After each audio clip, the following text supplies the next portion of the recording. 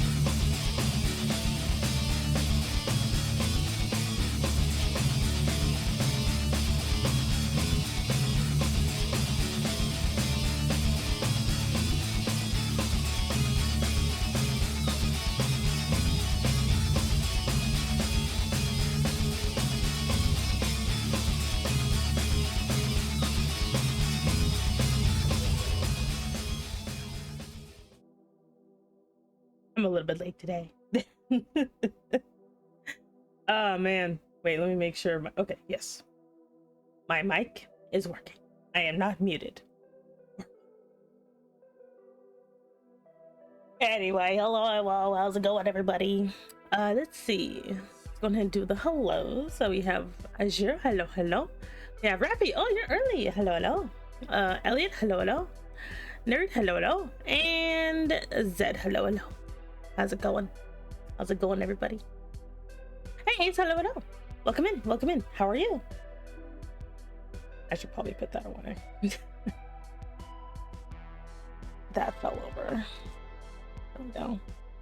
Elliot, why do you keep asking me for a good beam, man? You do this like every day. Let me think of something nice to say. You know what? You brushed your teeth. I believe in you. Good job, pat. Good boy. He's like, why do I even request this? Hey, Lily, hello. Welcome in. How are you? Yeah. As we know, I've been on a bit of an isekai kick lately. Not the marked for death. It's your fault. Like, it's your fault. Don't block me. It's not my fault. I can't think of any. You're a very good bean, but I don't know how to compliment you. Like, what do you want me to say? You have a squishy butt? He's like, good boy, squishy butt. Timmy has returned and will now make it everyone else's problem. This is true. Hey, Skeleton, hello. Drew 3 comic pages today. Feels good to be back into productivity after midterms. That's good. I'm taking a little bit of break from mine just because, again, like, I know this is gonna take a while because I'm gonna be making an entire volume, so that thing's not gonna be ready until probably the end of the year. What's up, bitch? Oh my god. Hey, Deadbear, hello. How are you? What was the anime that angered you? We are not doing that today. I will not be ranting about that particular anime today. I am on my... It's too early. It's too early for me to crash out. Oh, damn it, I just thought about it. No!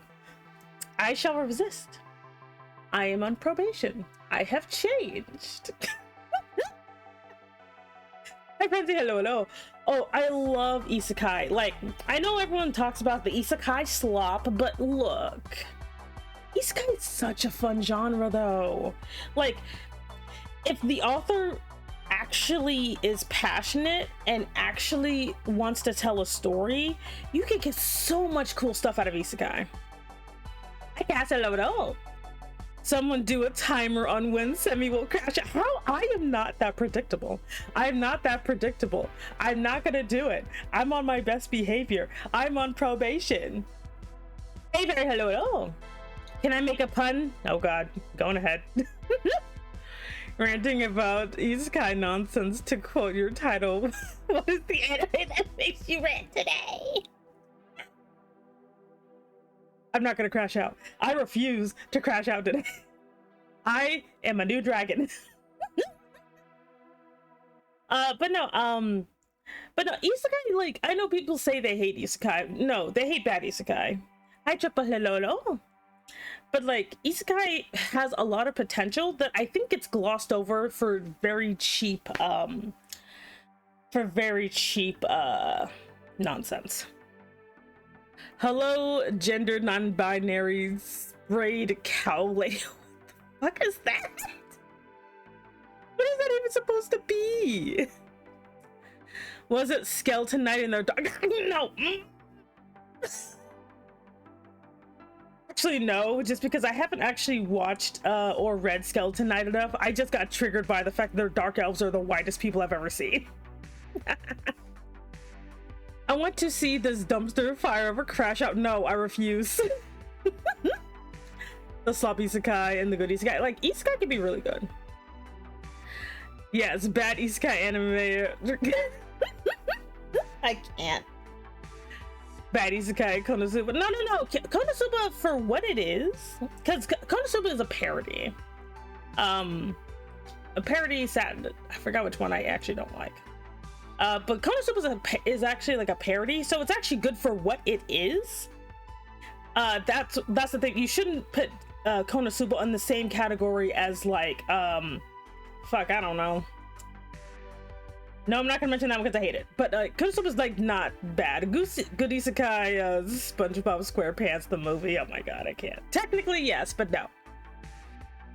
You see, you sprayed you got sprayed with lean and licorice. What the fuck? I don't understand you, Taurus. Like, child, what are you doing? Fantastic fact. Dark elves used to be what dwarves are today. That's the funny thing about whenever someone starts ranting about elves. Like, dark elves actually were just dwarves. Dwarves weren't really a thing. I mean, they were, but you know what I mean. Anyway. Hey, saw the title. I'm here for the crash. No! I was like, hey, Brett, hi. Let me guess, Mushoku Tensei. I refuse to watch Mushoku Tensei because it sounds dumb. Hey, Long, hello. Most times Isekai is bad when it's a harem. No, not even then. Not even then. Have you never heard of Lean? No, because I'm a boomer. Moonlight Fantasy? Oh god, are you guys gonna try and guess the one that makes me crash out? Fine. If you guess the one that makes it... No, wait. Because some of you actually know what it is. No, I'm not gonna crash out today. Anyway.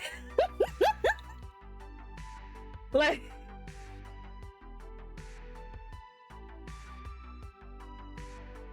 Elliot, go to the corner and think about what you've done. Fuck you. No. Lean is a literal classical American content, though. No. But I refuse to talk about that anime anymore. I refuse. I'm a good dragon. It's a new year. I'm not gonna crash out about Shield Hero this year. Oh, you want me to put him in the mute? Yes, mute him for like, I don't know, 5 minutes for his heresy. Mute him for 5 minutes. Anyway, well, no, just that. Yeah, there you go. That's what you get for for. That is what you get for coming against me. Reincarnate as a plate of dinner. Oh my god. Wait, fuck no. No, it's fine. It's fine. 600 seconds is fine, I guess. Wait, what's wrong with Shield? No, I'm not going to talk about Shield Hero today. No, I refuse. I refuse to give that stupid series any more of my attention. I refuse. No, I'm going to talk about these guys I do like. Like Ascendance of a Bookworm. 10 minutes? Oh shit, that's forever, no. Like, I don't know. I was thinking more like a 1 minute. Damn, he doesn't need to go for that long. Yeah, he's fine. He's fine. Just keep him out of. I hope you know what you did, Elliot. Learned about what you did. If you do it again, you'll get timed out for 10 minutes, apparently. Anyway, hot take: hating shield heroes should be a cold take. It is a very cold take. What anime tropes annoy you the most? Can I just say, after all I've seen, you seem upper middle class. I mean, I'm technically I'm technically rich, but like metaphorically, I'm metaphorically rich, which means I'm not rich in money, I'm rich in allergies. Anyway, moving on. Please stop bounces on. Hi AJ, hello, welcome in. Anyway, Digimon is also an isekai. I'm back. What I was trying to say was Moonlight Fantasy as one of your rantings and Heresy being crash anime. I see. I don't think I've ever actually checked out Moonlight Fantasy. We came here for the isekai ranting, and so far there's none. I can't believe somebody used false ad. Well, I'm trying not to crash out. Anyway, you didn't answer the query. Oh shit, what was the query? Or question? Rich in spirit. There you go. Okay, so the anime trope that gets on my nerves the most is honestly mostly when it comes to like unnecessary fan service. Like, I'm not one of those people like, oh, I don't want to have any. Hi Dio, hello. But the issue I have sometimes is when the fan service gets in the way of literally everything else.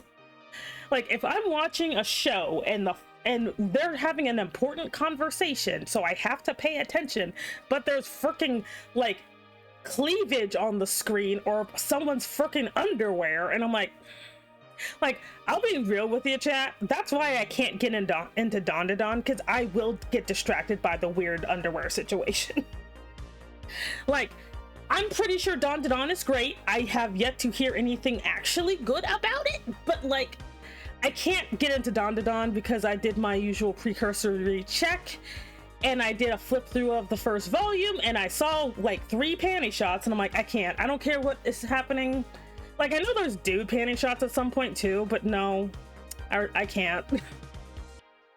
Personal tropes that annoy me. Use underage characters in anime that doesn't need them. Yeah, underage characters are their whole other situation. I can't pronounce that. Hey, there's a good plot happening. Get your tits in. Pretty much. Semi in Don outfit though. Oh god, I'm scared. I hate the I don't mind miscommunication because people can't communicate in real life. In real life, people cannot freaking like communicate. So that doesn't bother me as much as it could, because I've seen that stuff happen in real life, where all you have to do is say the one thing, but you don't because your own stupid BS-ery. That's actually pretty normal. I hate the trope where the guy does an accident on a girl and she blames him. To be fair, valid. Gosh, and this is this ironic, but you reminded me of an old lady who says, don't be playing the devil's games. Except for panty shots, I can't. Like, the issue I have is because I personally do believe if you're gonna put fan service somewhere, it should be in a place that makes sense. But if I'm like, oh no, we gotta talk about the plans to do the heist, why are we staring at, like, if you want to know what I mean by like, because you're like, Sebi, it's not that deep, it's not that bad. I watched this one anime that I use as an example. It's called K Project, and then there's K the Beginning or something, whatever. So the first season, it was not that bad. It had a very busty female character, and it had a girl who was just straight up naked the whole time. AJ, you are dangerously close to getting timed out. Drink some water. We do not do that here. And it basically treated it, I think it's because it just was too yaoi coded in the beginning, and then it's like the second season is like, ah shit, Oh, that yaoi got rid of the boys and the boys got the money. Let's just put the camera between this woman's legs and just make sure there's a panty shot in every scene. This girl who ran around naked, nah, son. Put some clothes on her and make sure she does a panty shot even when she's sitting in a completely normal way, but somehow her panties are still showing. Like, that shit. Where I'm like, what are we doing here? What are we doing here? like, it's so weird. Because it literally is like, oh no, you guys are so stupid and horny. We gotta put some panties here or else you won't take our story seriously. That's what it feels like. You know? Like, they treat panty shots like dangling keys, and I hate that. because I don't even care. You know? Like, it's so weird. Not a lot of tropes I dislike. It's all contextual. Yeah, it's mostly contextual, you know? When fan service gets in the middle of a serious scene, it takes the seriousness out of it. Like, especially because, like, I know a lot of times it's because some creators and writers don't know how to deal with something serious if a woman is involved without sexualizing her. That's actually what happens. Like, funny enough, yaoi has this too, but it doesn't really do the same thing, and that's why I know it's just because there's women involved, you know? It's time to talk about the enemy army that comes towards us. What the fuck? Oh, it says officer in a swimsuit, exactly. Oh, that one, yeah, I saw those physics be like, bruh, yeah. Like, panty shots are just weird. I'm like, who just looks at like underwear and be like, oh my god, I'm just gonna lose it. Like, it's so weird. No series doing the beach episode. Like, that's the thing.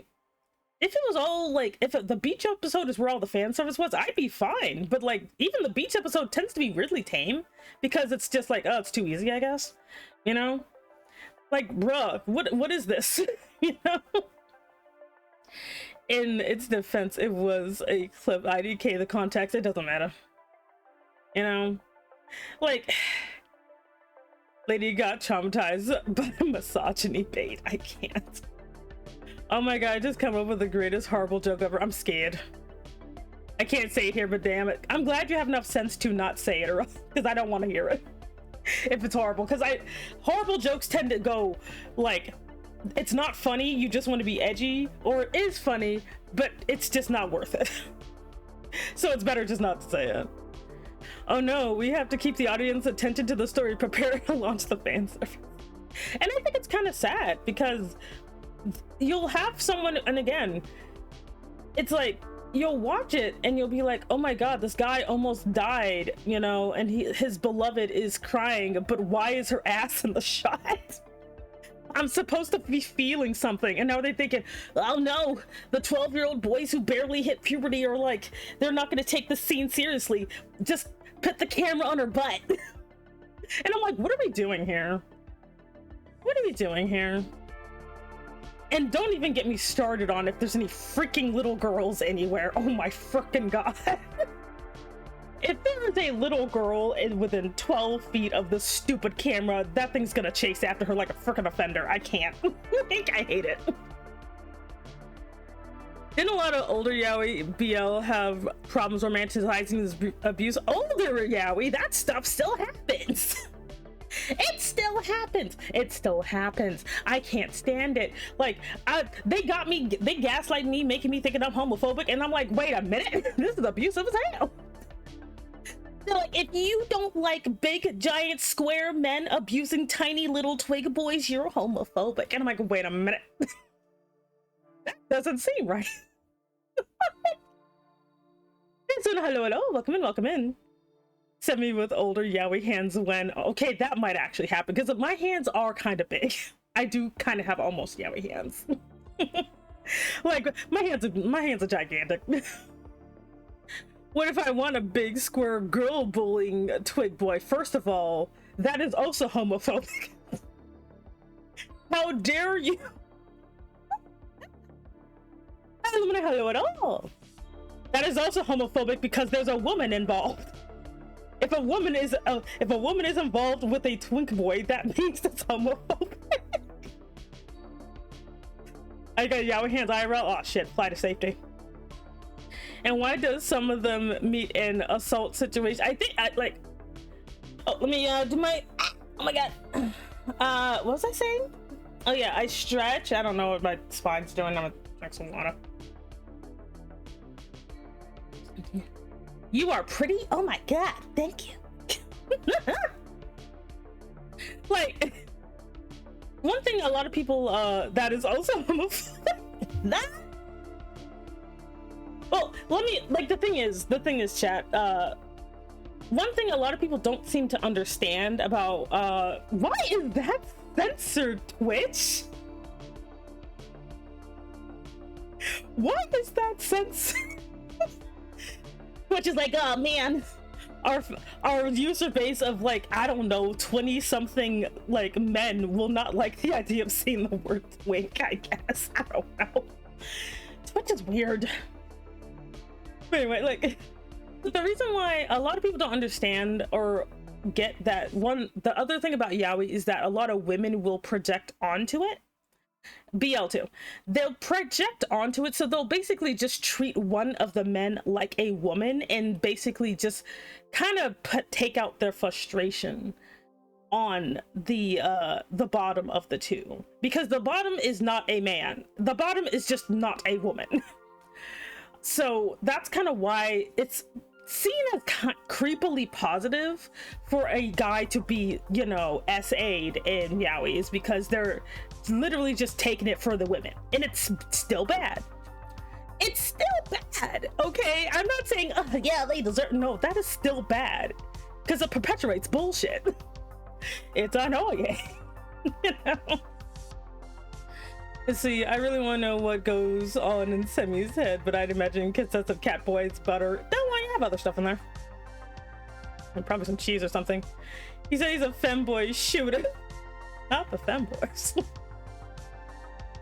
Like, I don't fear the homo. It's not even that. Also, thank you very much for joining the organization. You can pick up your badge at the front desk. For those of you that are new, my name is Semi Enigma. I'm an Eldritch Dragon Mom Boss.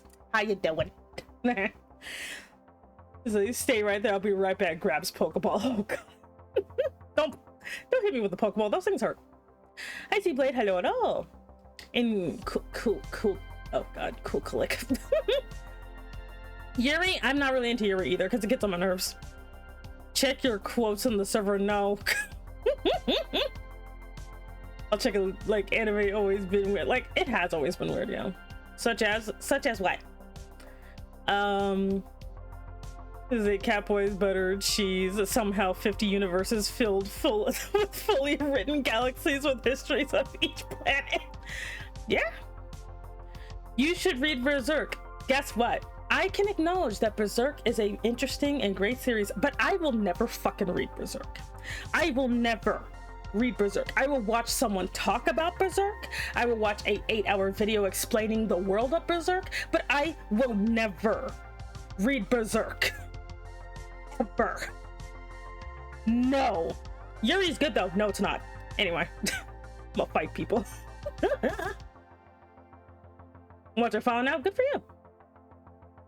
Like, the thing about, like, Berserk, that I understand that there is a lot to the story. It is dense, but it's also one of those, you know what sounds like a great idea? Just essay and everybody. And I'm like, okay. Like, also, the reason I don't like Yuri is actually the same reason I don't like yaoi. It's very much if the girls kiss, everything's fine. I do not like any story that happens. You know, not to say it doesn't happen in straight fiction, but at least because straight fiction is so ubiquitous, it can have a lot more flexibility. But yaoi and Yuri have the problem of, if the two people kiss, everything gets better. Also, assault is fine. I'm like, the amount of assault I see in Yuri is so annoying. But they don't think it counts because there's no sausage involved. I'm like, it's still assault. When you go after people in their sleep or when they're drunk, it's still assault. Just because a man's not involved, it's still bad. Also, hi Rocky, you came in the worst possible time. How's it going? How's my favorite rock man? What if the Yuri was written by you? I can't write Yuri. Well, I can, but it's boring. My Yuri, just like any yaoi I've written, is very boring. Not to me, but to you. And see, my first Yuri was Sakura trick. I'm pretty sure it was. Hides in box, oh no. Understandably true. The goddamn art is nice. Yeah, like I'm saying, like Berserk looks amazing, but I can never read it. Phobic means fear. That's all I mean. Yeah, we don't know what phobic means. We keep attaching it to everything. See, I don't know. I feel these topics are important for me to be aware of, considering the company I track. Yeah, probably. Honestly, when it comes to Berserk, read like the first 3 chapters and see how you feel. If anything makes you go, or I hope that doesn't happen again, stop.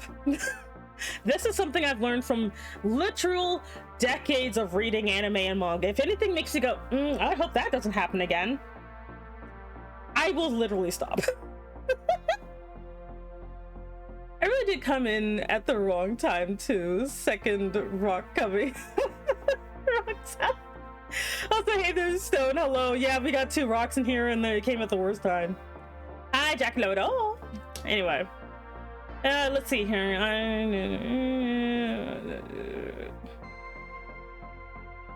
No, just because that's a little too personal, buddy. How do you feel about Assassination Classroom? It's okay, but I got bored. I kill all zombies so good. Looney Tunes scramble the brain. Ah. I know what'll happen in Berserk, but I still want to give it a read. Like, it's very dense, and sometimes, like, the thing is, like, you know, some stuff is just too heavy for me. Because, like, I don't like... I'm like, okay, first of all, it's not grimdark. I know it's not, but it kind of is. And I don't... If I'm going to read something, I'd rather read something that makes me feel happy versus something that makes me be like, wow, people sure are terrible. Like, no thank you. No, there's an entire genre of that. No. I usually give a manga 5 chapters before I say yay or nay. I will literally go between 1 and 3 chapters. I've actually dropped a lot of series in just 1 chapter. Hey there, Portal Tube TV. Welcome in, welcome in. My name is Semi Enigma. I'm an Elder Dragon Mall Boss. Thank you so much for joining the organization. You can pick up your badge at the front desk. Black Lagoon? No. I love Black Lagoon. Good for you. Still not doing it. I'm just literally scared of people. People are fine. Assuming that there are 5 chapters. Yeah, sometimes there's just, I like me some one-shots, don't get me wrong. I love me some one-shots. Berserk isn't grimdark, but it is the source of 90% of grimdark fantasy, so it's hard to not limit. Yeah, I know it's not grimdark, but it's very close to it. Hi, Caleb. Hello, hello. You have your wings out now? Yeah, I got wings. Like, I finally popped my wings out. Are you happy? I look like an actual dragon now.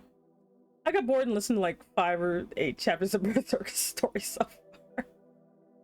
Ah, okay, so the portal part of my name is a Skylanders reference. Oh, I know Skylanders, but I don't know all of it. Thoughts on Food Wars? It's okay, but you can tell the person like porn.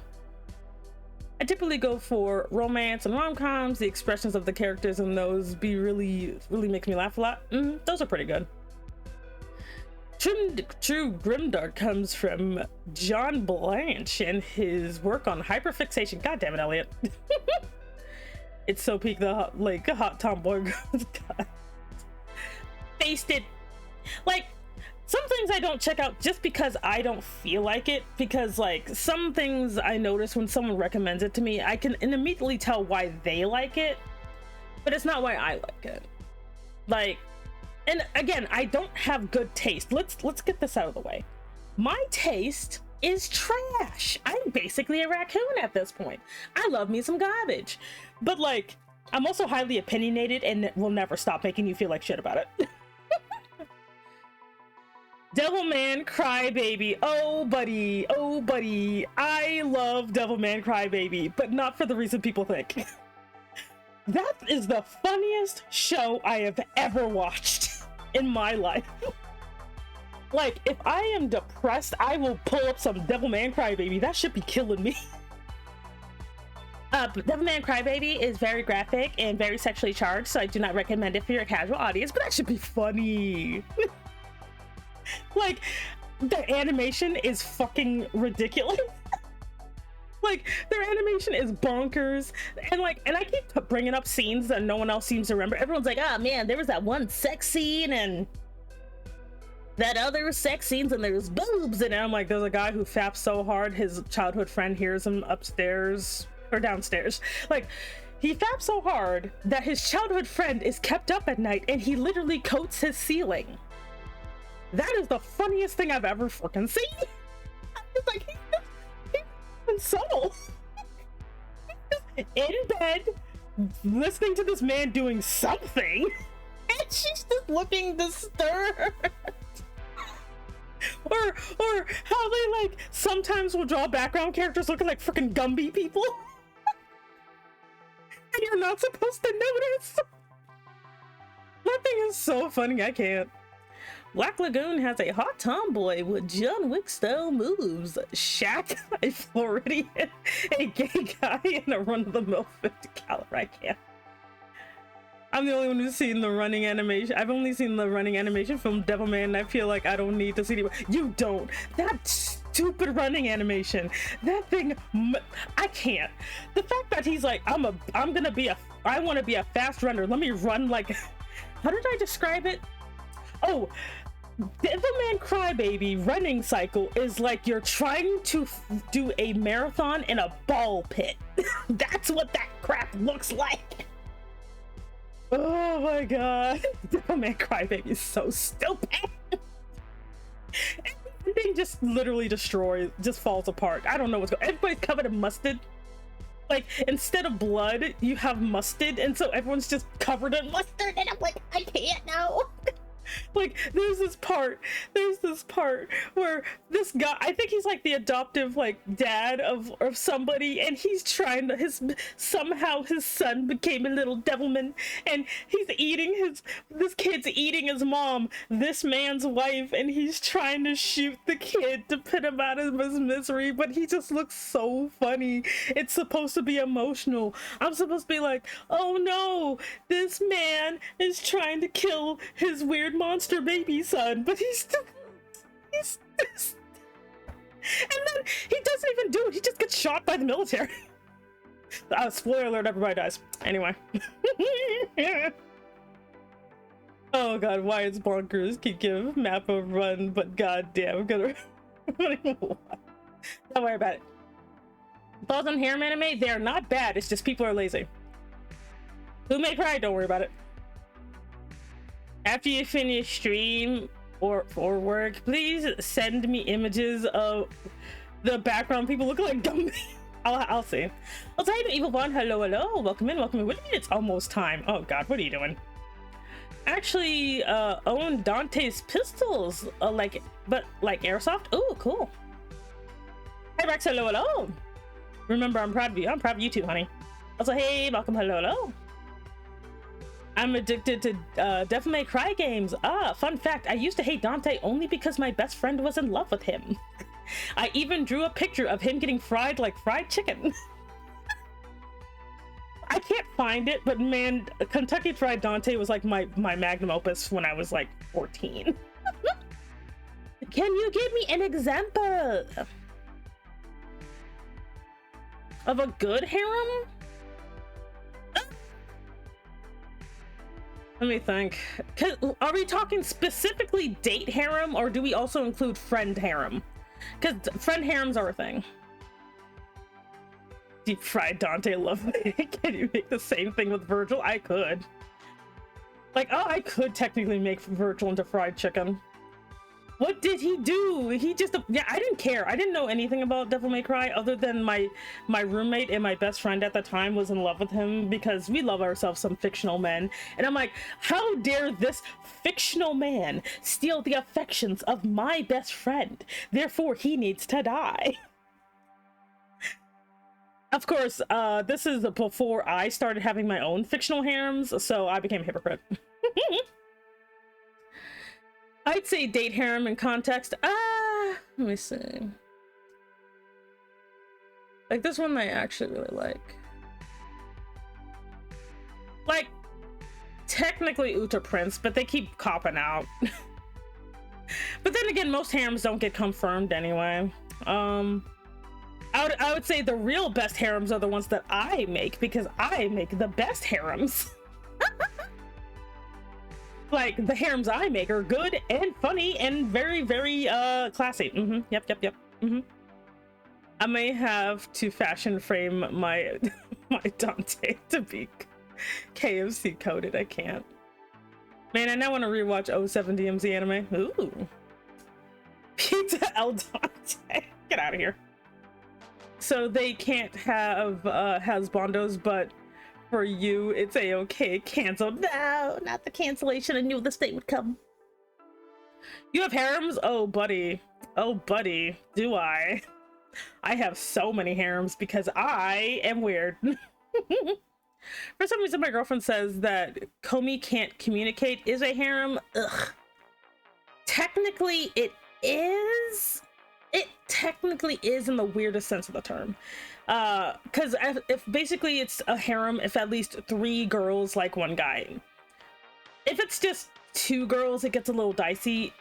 Because that's just like, that's kind of like that's a love triangle. But the minute you add the minute you add a 3rd girl, then it becomes a harem. Like, that's why harems can be sneaking in anyway. One that comes to mind, do not bring up 100 girlfriends in this chat. Oh my fucking god, that series. No. No, I hate that thing. Can I have a harem? Cass, you're like 3 inches tall. I don't think you can handle that. What's your good harem then? What is a harem but a really touchy friend group? Can I unconfirm my harem? No, Rocky, your harem has been sanctified by law. Even the love triangle, then love triangle concluded years ago. Yeah. What's wrong? It's cute. It's annoying. There's Komi. There's the gay guy. I forgot. I think it's like Najime. I think it's Najime. Najime is weird. Good thing I don't do harem. I love harems. Harems are great though. Okay. Chat. The thing about harems though is the reason why they're bad is because the people who create the harem are cowards. Like, they're cowards. That's why they're so frustrating. Can I remove the Rocky harem enforcement law for breach of my individual rights? No, it's already been voted on by the Supreme Court of every nation. See, I don't have a harem, but if the universe tries to make me a harem protagonist in disguise, I mean, you know what, sometimes it can't be helped. I could see you having, like, Azure, I could see you having a harem, but everybody's mom coded. So it doesn't seem like it. Fun fact, Steven Universe is a mom harem. No one like wants. I'm like, no, like, Steven Universe does have a harem in it, but everyone's just Steven's mom. But they literally have harem dynamics. It is so funny. Unfortunately for you, I've gathered enough DNA pizza and formed a human. Unfortunately, I dress like a Victorian in mourning. Cass, I love you. Najimi! Oh. Low-key though, Najimi is bad. I got tricked into joining 2 harems. To be fair, Triple, you definitely do belong in one. Cowards? Yes, cowards. How does one make a harem? I could teach you guys how to make a good harem. You see, this is why I can't have harems, because I only want one lady to give all of my love and affection to. You coward. Someone decided to throw me into a harem. Oh, well. I didn't join a harem they created when it locked me in. It's like, you know, like those like attacks where they just like surround you with like walls and they just bring up this cage. That's what they did to Rocky, but it's just big boobed women. Why did I belong to harem? You're just, I don't know.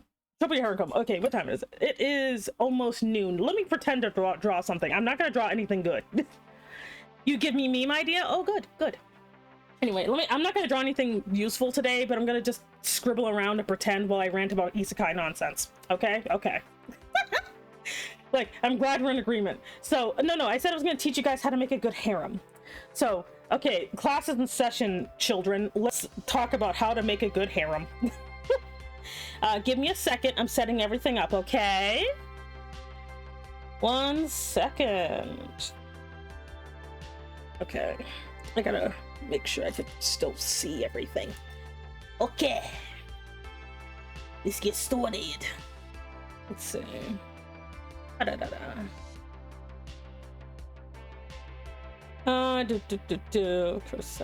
course, somebody makes my hair mom coded. She knows I'm sorry for affection. You will get all the affection, honey. Okay, like I said, we're not gonna draw anything good. We're just gonna scribble around and pretend we're gonna be useful. So I can still call this an art stream. Okay. Why can't the answers for harem in anime just be polyamory? Again, cowards. Concept: joining or forming a harem, not participating in any harem nonsense, and just using them as the pool of people to play a board game with. That's still harem dynamics. Let's see, a harem sounds like my autistic nightmares, like having to talk about multiple people a day. Now that's horror. No, that's not how we do this. Okay, we're gonna switch over. Okay, we're gonna switch over to the new screen, and then we're gonna talk about how to do this properly, because y'all have some stupid and like sad like ideas of what a harem even is. So I'm gonna teach you today. We're gonna pretend to draw while I teach you how to do this.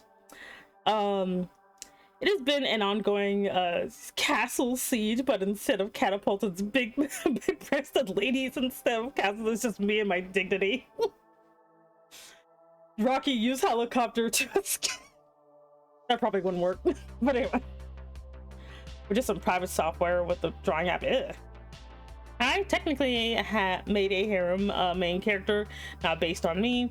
Is a femboy named Lexi, and they have like 49 people from dimensions that just want them. So you too are also interdimensional travelers.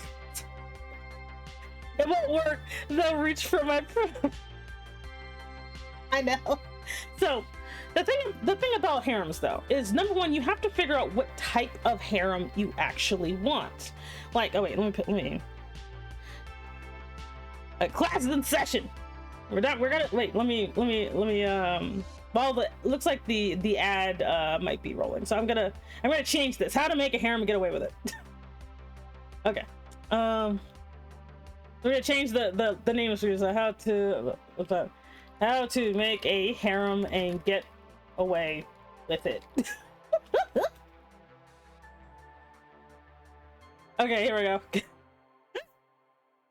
Okay. He's just a god, but he's the best. He's the best because he's gay. But can I have a harem of mixed women and men? Okay. So class. Here's a wedge of cheese for those of you who want to be fed. Here's some cheese for you. Okay.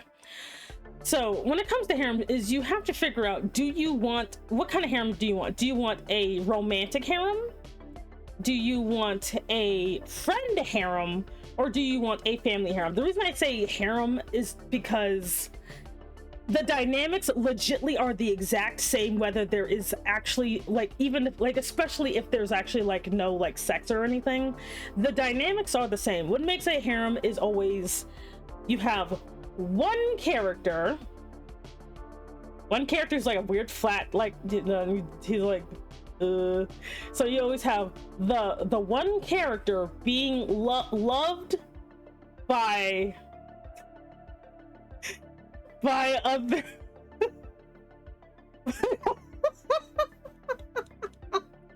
So you always have like, your one character who is loved or doted upon by multiple other characters, and that's why you can also have like yaoi harems too. They're literally all the same thing. So you could just have one character just being doted upon by like other characters, That's why you can also have the really weird dad harem, where you have a guy who just has like 1 billion daughters that love him. Wait, is there a difference between types of harem? Nani, what do you mean, my fellow dragon? What is mine, a spite harem? Yeah, kind of. No, Sweet Home Alabama, you pervert. But what I mean is the dynamics are actually the same.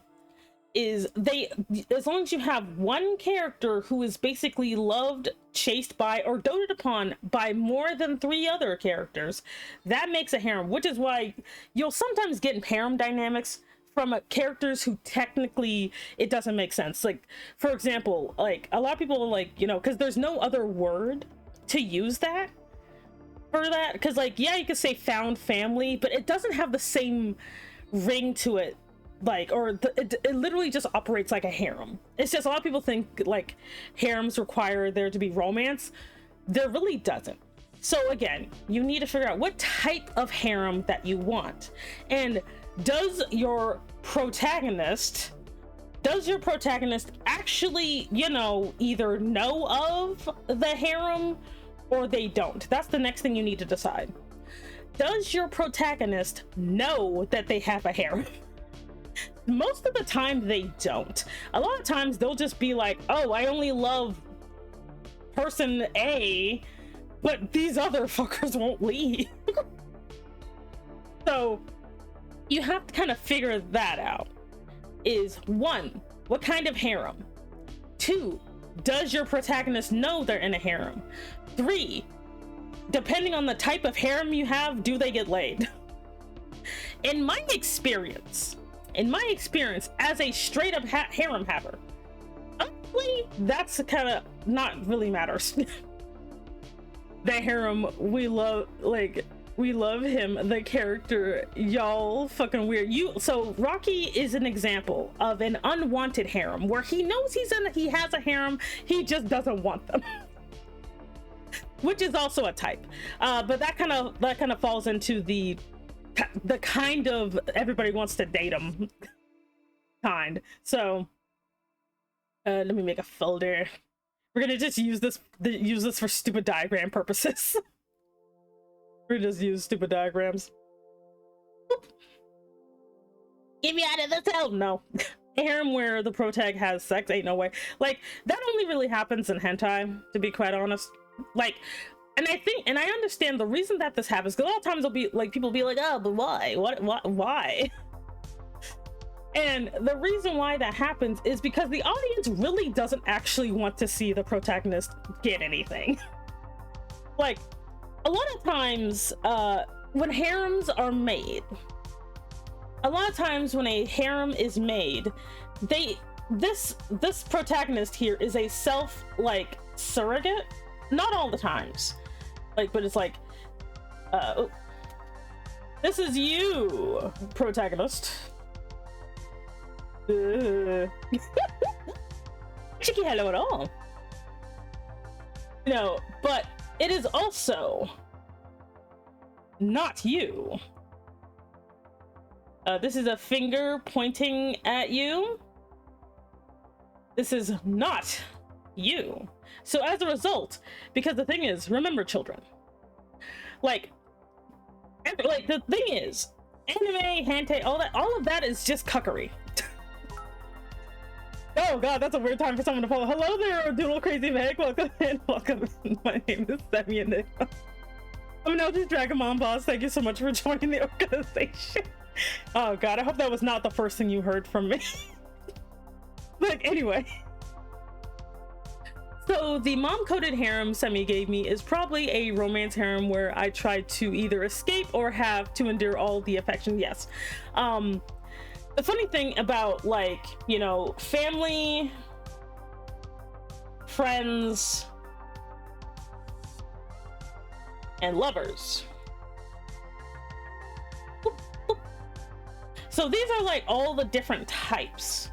And again, I know people think that harem only means romantic. It does not, because I'm talking about the dynamics. We're talking about the dynamics. What type of harem would I have, boss? Honestly, Triple, the type of harem that you would have is you would have the type of harem you get by accident. So you basically get people who you fought them, defeated them, or showed them the way of friendship. Because I can't imagine you having nice people first. You would encounter people who just kind of get converted by your, I don't know, your protag powers or something, and you end up with an ally harem. So you would basically end up with either a friend or a lovers. Basically, people for you would probably be more like friends. where they'd be too, you know, shy to actually be romantic towards you. You might have like maybe one boisterous older lady. So you basically have people, the type, like, no, you're probably wondering, but Semi, what is the difference? What is the difference between these harems exactly? To the average anime enjoyer, if the MC has sex, it's no longer relatable and they lose their interest. This is true. Hi Nomad, hello at all. Did you know that if your immune system finds out your eyes will go blind? What the fuck? What are you talking about? Yeah, sounds about right. So mine would be obtained by power accidental riz. Yeah, pretty much. You basically just people not expecting you to be like as sweet as you are, you know? And that's probably what happened, Azure, honestly. So when it comes to like the difference between some of these is basically they want to marry you.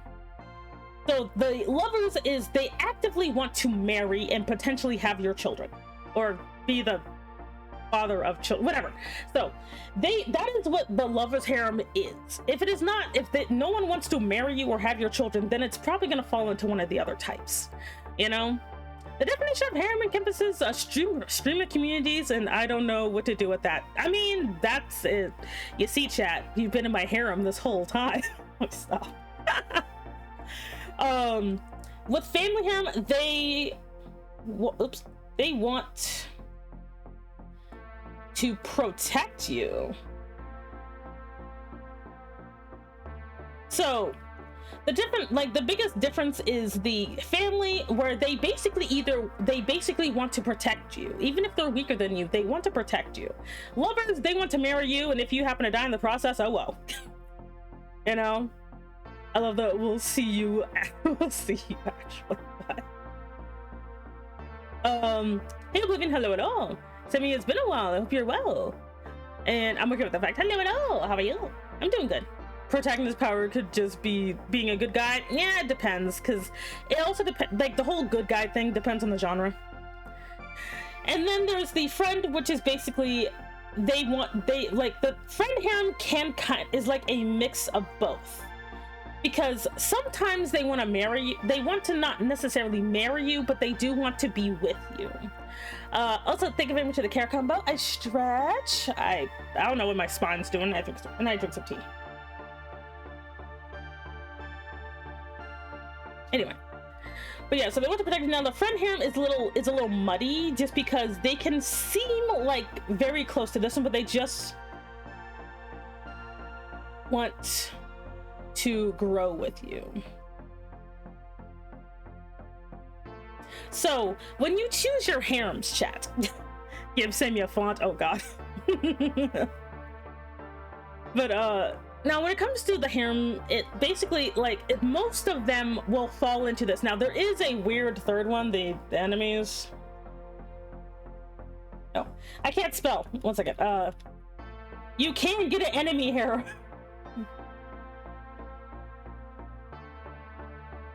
They want to kill you.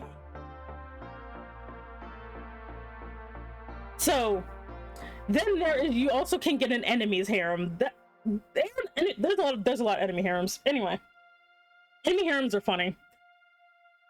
So and the reason I use the word harem is there's not really a good if you can give me a word that can do all of this, we'll use that word instead. But until then, chat, we're using the word harem. I might have an enemy harem already. Oh no. A villain harem, that's just what every superhero has. This is true. Batman has a gigantic enemy harem that drips into lover's harem because of the Joker. Anyway. God, I love that, especially with shonen. Oh my god. When you have, the funny thing is when you have an enemy harem and they get jealous of each other and they literally foil each other because they want to be the one to kill you. Alliance, no, that's not a good word. Because an alliance is not the same thing, because what makes it a harem is the proximity of closeness. Oops, I can't spell. Oh shit. Let me move this down.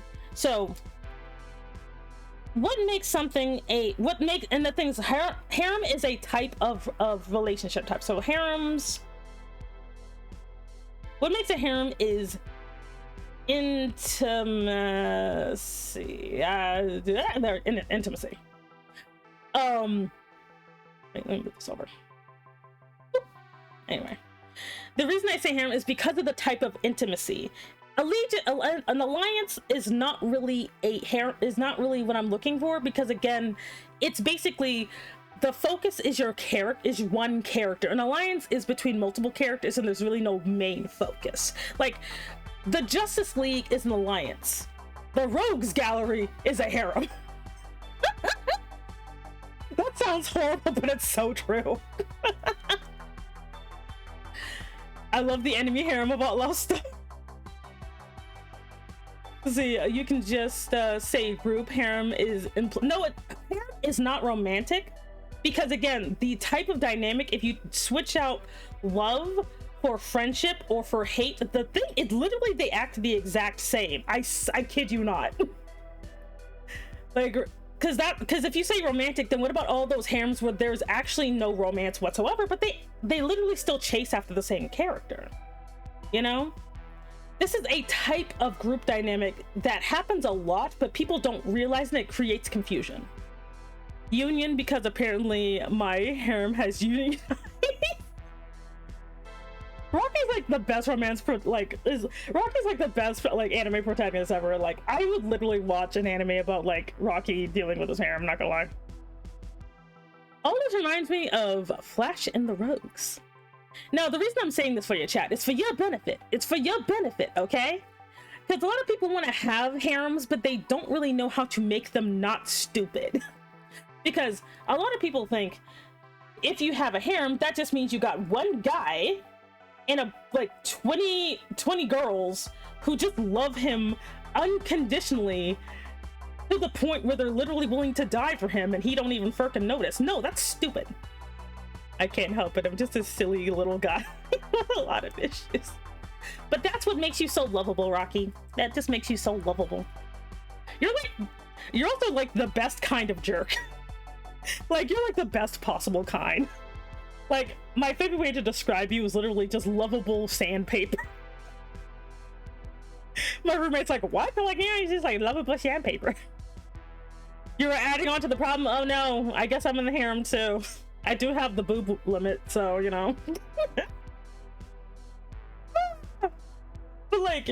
But if you are writing a story and you want to have a harem, you have to figure out, because what I mean by these is basically making your harem good. Okay? Look at me. Look at me. Do you want a harem of just a bunch of interchangeable girls who don't have any personality, and their only personality trait is that they love the hero because he was nice to them one time? No! That's stupid. That's dumb. You know? Do you mean like do you mean Kenichi from Oh My Goddess? Don't get me started on that poor boy. Anyway. You did sign the fucking application. Yeah, I'm in the harem, aren't I? Sorry, I haven't been to any of the meetings lately. I forgot about them. I have to contact the union rep. I can show them the helicopter. Anyway, no, stop. Anyway, if your character, because the thing is, harems are not bad in and of themselves. This is fucking me, don't worry about it. Anyway, but the issue, like, the thing about harems is they're not bad in and of themselves. The thing is what people will do is they won't have a harem so much as they'll just have a harem, a good harem, by the way. Let's see, a good harem is not a collection.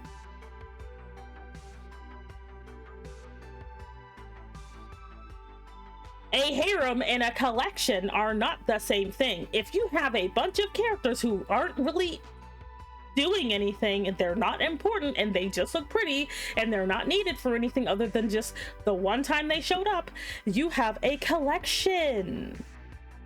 Okay, but now that we have established a good harem, now you gotta describe an evil harem. An evil harem is a bunch of people who are obsessed with you, who also want to kill you. But the thing is, they want to be the one to kill you. They don't want you to die. There's a difference. Your evil harem doesn't want you to die, because anything can kill you. No.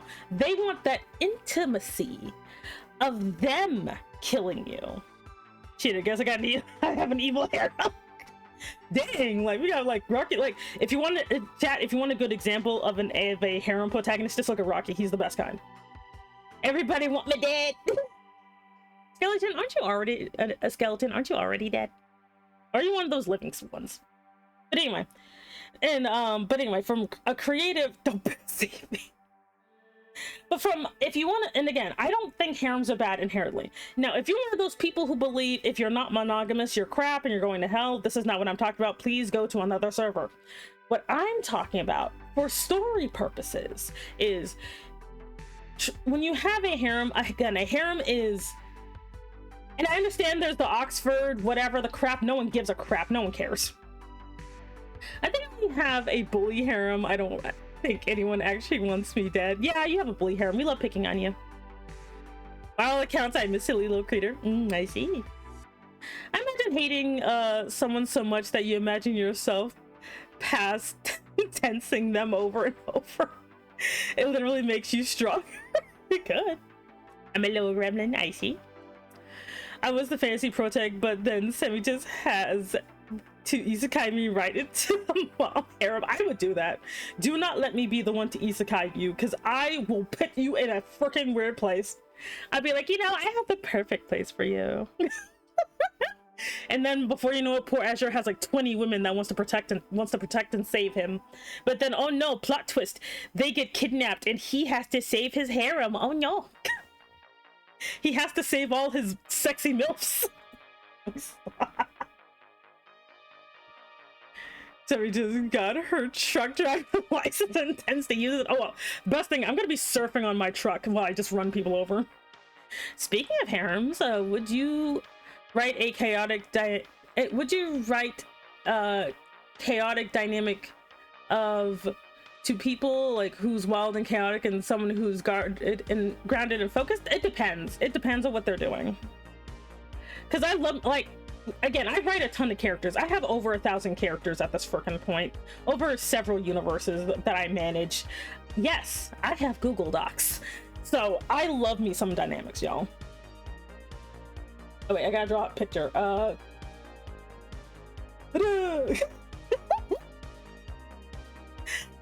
god. Speaking of which, what's your thoughts on the isekai genre? Dragon Mother, Semi, if I'm allowed to call you Dragon Mother or Dragon Mommy, I don't care. Whatever works for you. Let's see, I was just a regular worker, but Semi just isekai'd me right into a creature similar to Umaru-chan. Is 1 million SpongeBob's versus 1 Goku an evil harem? Yes. They will sponge all over him and it'll be a very interesting montage. Anyway. Ew. That's a horrible thought. Anyway. It can be normal sometimes, you guys. One second. This is the art of the art. This is the art of the art stream. So that means 1 gorilla versus 1 guy is an evil harem? Oh my god, you're right. Yeah, actually, yes. So that, guys, we've solved it. It's just the gorilla literally has a harem of 100 guys. Some of this stuff, this is literally the isekai argument all over again when I said that Mario Brothers was an isekai and someone fought me about it. Because I personally love and enjoy isekai genre, but I understand the flack again. The thing about isekai, back to isekai rants, everybody, because I already taught you guys how to make a good harem. Back to isekai. The thing about isekai is the key to a good isekai is not even like how they got to the other world. It's what they do, like what they do with the other world. You know, if your protagonist ends up in this other world, what are they gonna do with this new world? Because no one really cares if they get back, you know? Like, no one cares if they get back. Most readers do not even want them to get back. One second, he's going he's going to the other world. You know, because there's like some guy who just like, you know, dies or stubs his toe or something, and he just goes like, oh, and he's just going in there, you know. you know, semi-challenging her like surfing on my truck while driving, drinking beer. I can't. Here I was having a fine ass day, then bam, Semi throws a truck at me, and now I woke up in Romania world of lonely women. I'm terrified. Honestly, that would be a great light novel cover or light novel story.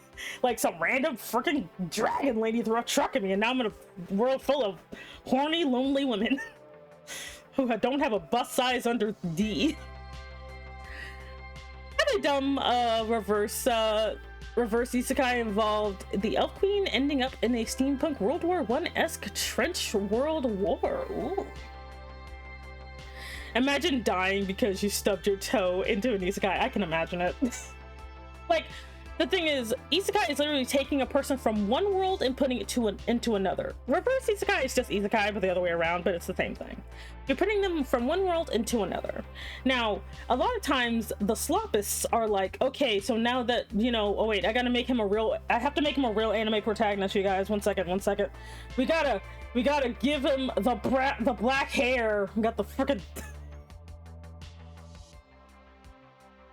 there we go. Now he's a real protagonist now. Look at him. He's got the black hair. He got the dumbass look on his face. You know? Oh wait, he's edgy now. He's got the brows. There, now he's an edgy isekai protagonist. Oh, God. Oh Lord. Let's see, imagine, see, I got hit by a bus and I got isekai'd into a fantasy with all of these hot babes, but then I get hit by a fantasy bus and I get reborn in a regular world again. Oh my God. Just don't cover his eyes. That'll change the genre. Don't worry, this is a family channel. I stood up way too fast and died. Now I reincarnated as a machine. Oh God. In a world that doesn't have machines, but my main goal is to finally return home. But what will happen? Isekai title pattern. Yeah, pretty much. And after we added the black hair, we added the ability that everyone thinks is weak, but it's actually super powered. Yeah, he stubbed his toe, so now he has the god toe. He has the god toe, so anything that he touches with his toe will be completely destroyed or completely healed, depending on what he wants at the time. So yeah, like, I stubbed my toe and now it's possessed by God? Like, I don't know. Like, that's how that stuff be going down though. Okay, an isekai about a dude who keeps RPG ponging between worlds due to repeatedly bus accidents. Like, if he gets hit by a vehicle, he instantly dies and goes back to the other worlds. So sometimes he'll have to actually run into oncoming traffic to save his beloveds. The goddess is mad at me because I refuse to go outside and the isekai truck can't get me. No. Don't you press X to doubt. Oh, Rocky, get out of here. Not the arigato. I'm gonna scream.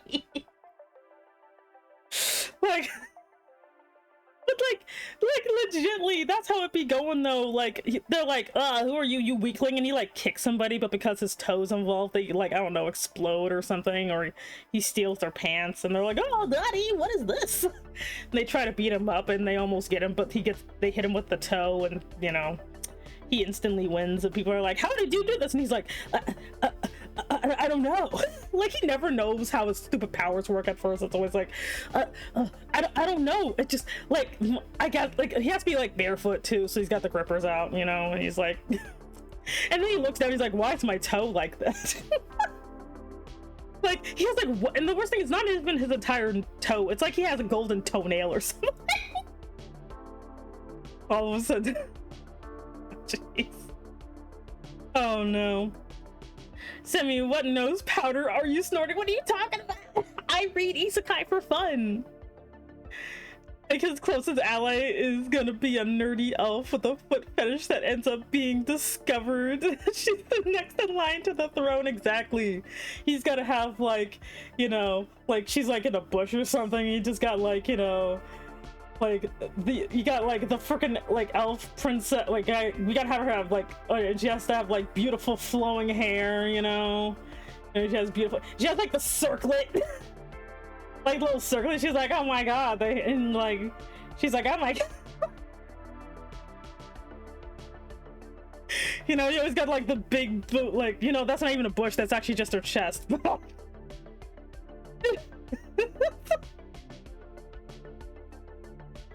Like her rival is a childhood friend that likes toes at specific size that has been with the guy. So yeah, he has like a childhood friend. We're going to hell.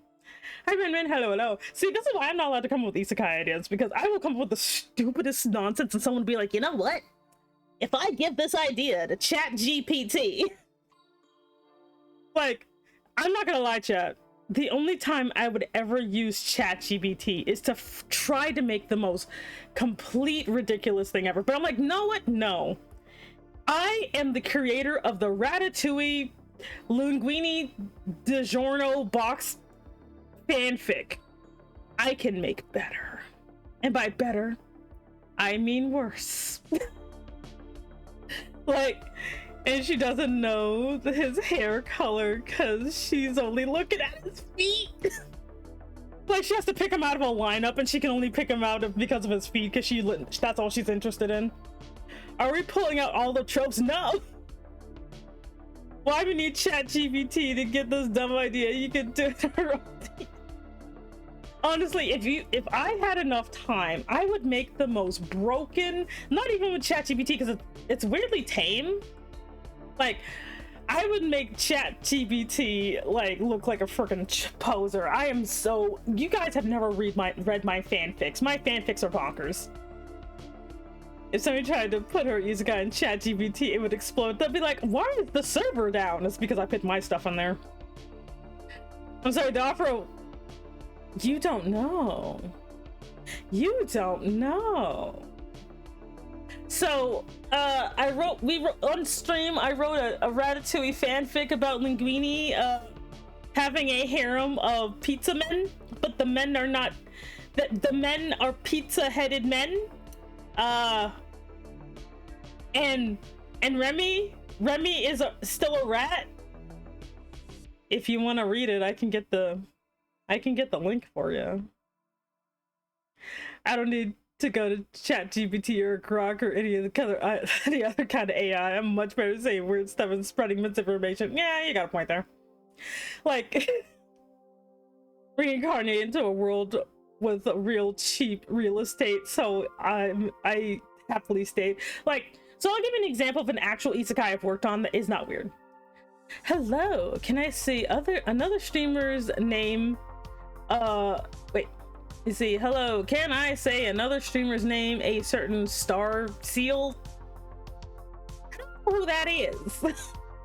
And I don't know what you want to say their name for, but I don't care. If you start advertising though, then I'm gonna have to send you. Anyway. So, for an example, my glorious chat, I have written my own isekais before. And they can be very funny, because again, some tropes I like. I like the coming to another world. I like the video game mechanics, you know? Like, see, I breathed too hard and now I'm in a different world. Like, so there's my main, let me actually go get them. Let me go get them, because I actually have a good picture of them now. Because some of y'all might not have seen them yet. So let me go get my picture. Oh yeah, it should be like the last one I have here. So, is this it? Okay, so here lies my my isekai protagonist. Well, she's the protagonist. He's just there. Don't mind him. So we got her. I got isekai in Texas. Oh no. Sonic X, the anime. Yeah, Sonic X is an isekai. Yes. If it's a reverse isekai, it's still just an isekai, honestly. Astra Puff, she's having medical stuff going on and I was just recruiting people to support her. Okay. But that's the most she can say about it, because I don't know who that is, and I don't know. That's a really weird thing to just say in other people's streams, buddy. I'm not gonna lie. Because like I understand that they're going through something, but that sounds dangerously scammy. So yeah, but that's all we can say on it. Anyway, you've said your piece, and that is it. Anyway, yes, I posted this on Twitter. Excuse my language, but sweet Jesus. So this is my isekai protagonist. Her name is Stella Blackwood. She's an alchemical mage, which basically means she is. Hey, Coco Castello. Can I throw hands with her? No. Now she's my Mary Sue, so I've had her for well over 20 years. Okay, she's a 20-year-old character. All right. How about the guy? We're leaving him out of this. I detected a homunculus. Yes, that is Toby. Look at this short little guy. She made him short because he's a homunculus, but she's like, I don't know if he's gonna be stable if I make him adult size, so we're gonna make him itty bitty. And he's cute. So Stella is she is a alchemist. Now the fun thing about my isekai, right, is I have like 20 different versions of this, because again I usually write a new version every year. And with her, the reason she got isekai'd, okay, the reason she got isekai'd is because of this guy right here. This guy right here shrimped so hard he's like, I gotta get her over here. So this is one of those this type of isekai is that they were playing a video game and got isekai'd into the video game. However, the video game is actually its own actual world. It was not a world created by the developer or anything. It was a world that existed that the developer of the video game kind of hacked into. It's too complicated to like go over, honestly. I have an entire book about it. Homunculus means a little person, so keep him small. Yeah, I am gonna keep him small. I did debate giving him a bigger form, but he's cute like that. So Jumanji, I don't know. I don't know enough about Jumanji to be like yes or no. So this guy, he is a demon. She like, this is not even a spoiler. The way he is a cursed type of demon. So what in the Tron Legacy? Oh god. So demons in this setting were created by the guy who hacked into this world. They are not indigenous to the world that the game takes place in. He's like, there's magic, but there's some stuff missing. This place ain't got no humans. They ain't got no devils. They ain't got nothing cool in here. Hey man, hello at all. So this guy created demons. Now, Leo is a special type of demon that is a curse based. So what that means is that with most demons, they have to be summoned and they are attached to their contractor, whoever summoned them. However, if their summoner dies, they have to make a contract with another person or else they can't keep their physical form and they basically go back to wherever the fuck they go to. Leo is actually a special type where he will automatically go to the person who killed his previous master. So, as you can imagine, Stella killed his previous master and he's basically been locked onto her ever since. Wait a minute, don't worry about it. Don't worry about it. We don't need to know who he looks like. It's fine. He's his own original character. Do not steal. So with him, now the thing is, when this happened, Stella was still playing the game. And so she's like, oh, okay, that's cool, I guess. And so he's been attached to her ever since. So the thing about this guy is he's like he's a toxic enabler. If you do never listen to him for very long, because he's a toxic enabler. Because his goal is to get people to basically just be the worst, to be themselves, the worst of themselves. Like that's his thing. like, that's the worst thing about all demons, is that demons are self-destructive by nature, so they don't really have any way of thinking about self-preservation. They just be like, I gave the example of this guy. If this guy was attached to like a boy named Timmy, he'd start with, you know, steal from the cookie jar, steal from your mom's purse, and then go rob a bank, and then basically blow up your local parliament. That's how this guy would go. You have to actively resist this guy. So and this is like, if he's in, when he gets a new master, he's very indifferent, and the first thing he, like, with him is that, you know, when he gets a new master, they have to give him a name. So Stella, being the big brained and nut job she is, gave him this name because she didn't want to name him Sebastian, even though that was the first thing she thought of.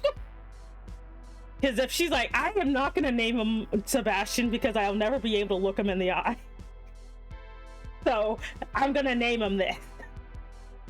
Leo, unlike we know. So she named him this. And he almost never uses his last name, just because she never uses his last name, but you know, that's his full name. So, and with him, he is basically like, his life is just like, I basically make sure to do whatever my master wants, for good or for bad. In fact, I do not care. So he becomes Stella's, you know, Stella's servant. And wait a minute. Sorry, one thing kind of bothers me. One second, I gotta fix it, because I'm like, something's been bothering me about this for a while now. I think it's because it looks like her eyes are too close together. Oh. Like, what is it? Something that bothers me here. Anyway, let me put that back on. Nope. Where put their glasses up? There we go. Anyway. So, Stella being a player is like, the thing is, Stella is also a role player. She's been playing this game because it's really immersive to her. Unfortunately, she's like the worst type of role player ever because she gets distracted by everything. She loves lore. She wants to learn as much about the world she was playing in as possible. So she'd collect every book, every item, no matter how useless it was, because she wanted to know as much about the world as possible. So people found her insufferable. Like, and she has very little interest in romance, but because she likes looking the way she does, people just wanted to ERP with her. And she's just like, I don't want to though. So she just kind of, yeah, she's a nerd. She has glasses not because she needs them, but because she likes the aesthetic. Stella does a lot of things for the aesthetic.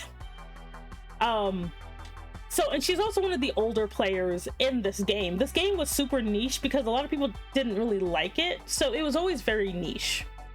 Hello, my beautiful friend. Hello at all. How you doing, Demon Fox? How you doing? You keep an eye on the time. Okay, so Stella basically she wasn't really into ERP because she found it boring. So but when she interacted with like the NPCs of the world, she had way more fun. So she ended up doing and the thing is, the one reason that the game wasn't very popular is because they didn't have that many standard quests, because again, it was a real world. So see, Stella reminds me of someone else. I don't know. Older MMO players, she looks good for a 48. Yeah, she was like 39, but she was pretty old. And because there was not that many repeat quests. Like basically, if you did a quest, that was the only one of its type, outside of just your standard go catch rats or something. But all of the big quests were something that didn't really repeat. The only big quest that would repeat is the yearly event Rise of the Demon King. The Rise of the Demon King was the only event that everyone knew was definitely going to be coming, and so everybody would prepare for it. But unfortunately, by the point of the story of the start of the Isekai, that was like 2 years before the story starts, where the last event stopped, because it was announced that the game was going to shut down. It was already niche. It barely had more than 300 players at its peak, and it was going to close down. which she's like, oh man, I love this story though, and I love the characters and stuff. Now, fun fact, this idiot did not understand any of that. He just treated her like any other master, where he's like, okay, so apparently she's kind of here, but she's kind of not, and she would disappear for months at a time. Because players had their own kind of existence at the time in this story.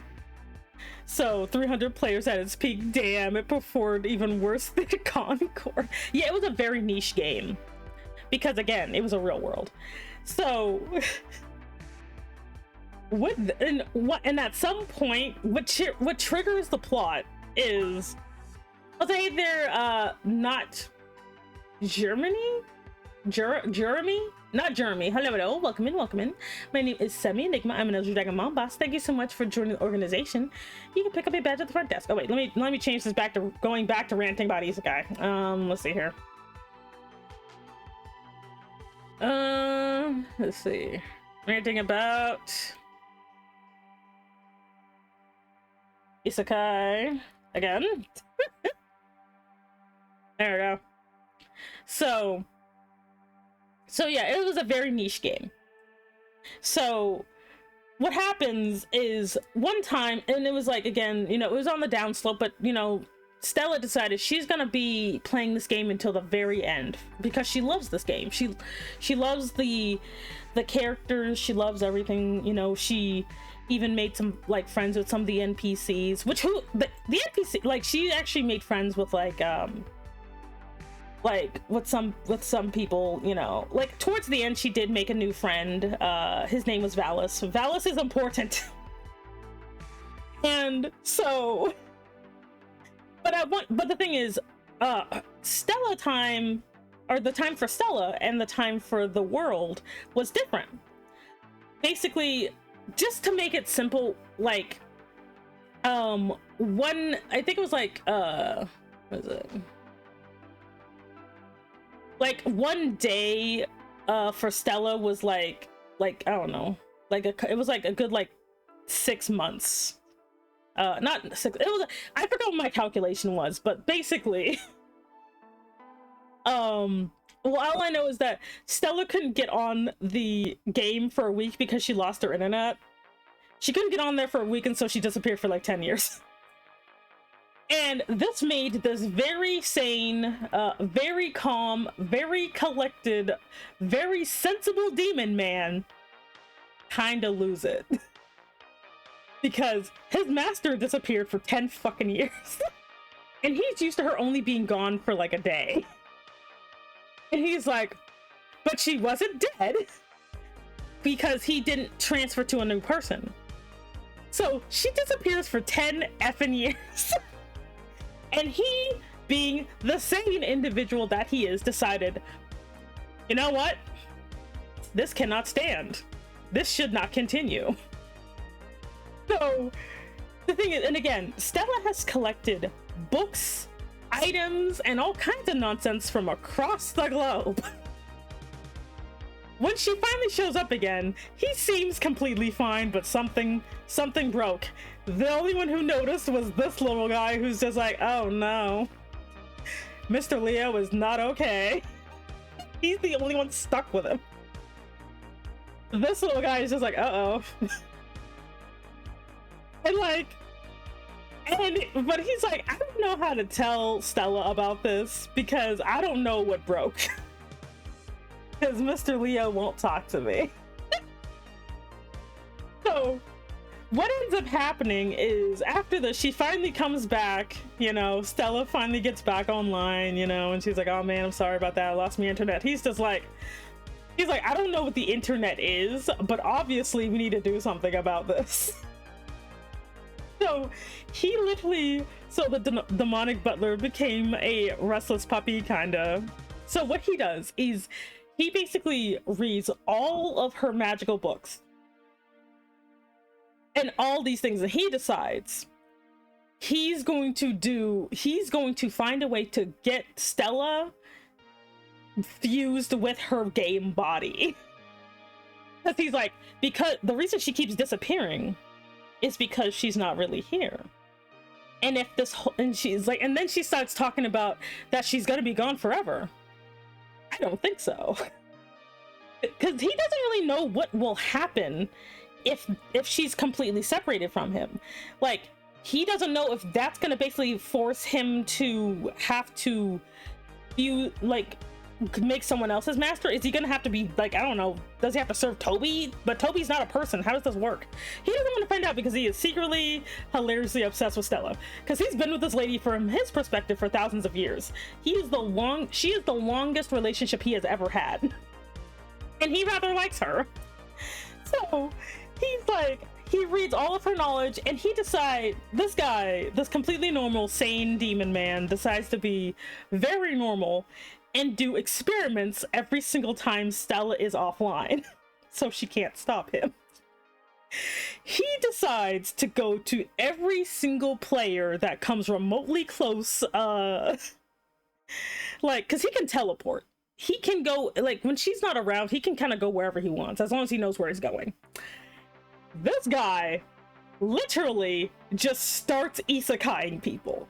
He will find a player, which he learned to figure out who is who, because he studied Stella so much. So Leo literally starts going around because he got to the point where he kind of calculate how much time he has. And the other thing about Leo is that he does not need to sleep or eat. So imagine this guy in the middle of the freaking night finding people online and basically fusing them with their characters. And he does this 87 times with varying success. Some people, what will happen is, if you get isekai by him, what happens is your soul gets dragged out of your IRL body and fused with your game body. So you basically become whatever your character is. And what will happen is you'll go to sleep and then you'll wake up as your character. Yandere demon butler with separation anxiety. What could go wrong? Pretty much. He does this 87 times. Some people never wake up. Some people wake up, but they're in a, oh wait, I'm gonna wait for tell me when the ad comes back. So tell me when ad is over, because I want you to get this information.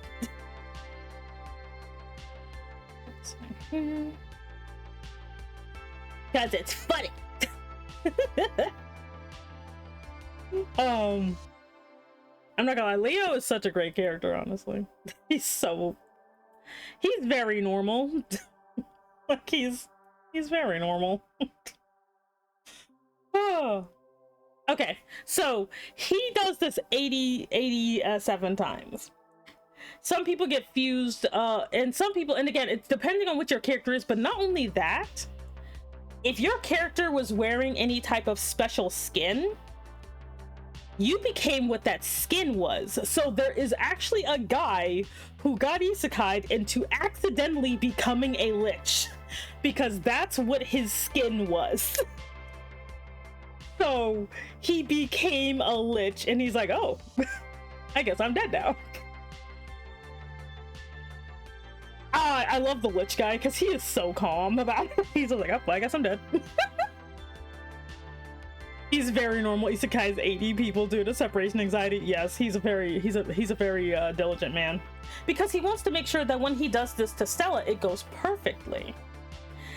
So he isekais 87 people, but varying degrees of success. Also, if you are like, this happens to someone, their player was female, but their character was male, so they became a man.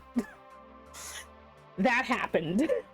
Now, the other thing though is, whatever your character was, again, you became. So all of the human characters became human, and so they started to age at a human's rate. So a lot of and the thing is, And so the other person he does actually do this to is Valis, which, you know, Stella's a little upset because she thinks Valis stopped playing. It's because he got isekai. Now he finally decides, you know, when the minute like Stella brings up the fact the server's gonna be going down, he's like, okay, you know what, the time is now. So he finally isekais Stella, okay, when she's not paying attention. She's like looking at something, studying it. He knows he takes her like 20 minutes to do anything, and he decides he's gonna do it. So he does the ritual behind her back and basically literally drop kicks her body, her soul, into the body of her character. Now, what happens is, again, you go to sleep and you wake up as your character. However, the amount of sleep varies. You basically, it's like your body's calibrating to having a foreign soul in it, which is why some people just kind of died. But early on, a lot of people died. He's very normal. His standard normal is just extraordinarily low. It's like, this is a hands-on head moment for me. And the thing is, like, you wouldn't age while you were sleeping, but the aging kind of started as soon as you woke up. Now, Stella is already immortal because of her BS array, okay? So now this is something he did not account for. So remember how he has separation anxiety? Stella remains in a magical sleep for over 1,000 years. For over 1,000 freaking years, she's just unconscious with this man. We killing people with isekaiing. Some people got isekai'd and then died. Pulls the salt and banishment stone. Time for an exorcism. So, and the thing is, she has no idea this is happening because he wasn't gonna tell her, because she would tell him not to. Because she's like, she thinks it's a game, so she's like, well, she wouldn't tell him not to, but she'd be like, oh, is this like some new content? But why did they introduce new content while it's closing? That's weird. So she has no idea any of this crap is going down. So he straight up just puts her in a magical coma. Now, as you can tell, for like 1,000 years, he was very sane about this, and the only one who kept him from doing any crime was this little guy. Because Toby was created by Stella. He's a homunculus created by her because she basically mastered alchemy. Like while she was like as a player, she mastered alchemy and did a bunch of alchemy stuff. So she made Toby. Toby is the only moral compass this household has. Because she basically gave him one.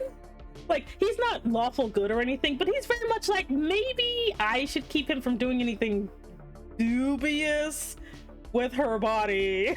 Like, because he's still a demon and obsessed. He needs help.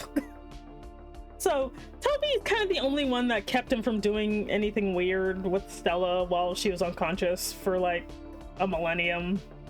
You know, because the thing about Toby is that even though he's tiny, she basically gave him like a bunch of enhancements. So she also gave him like the freaking, like, was it the skill set of a monk. So he's actually skilled at hand-to-hand combat. Is kind of the only other one that can kind of deal with him half the time because he's not magic based.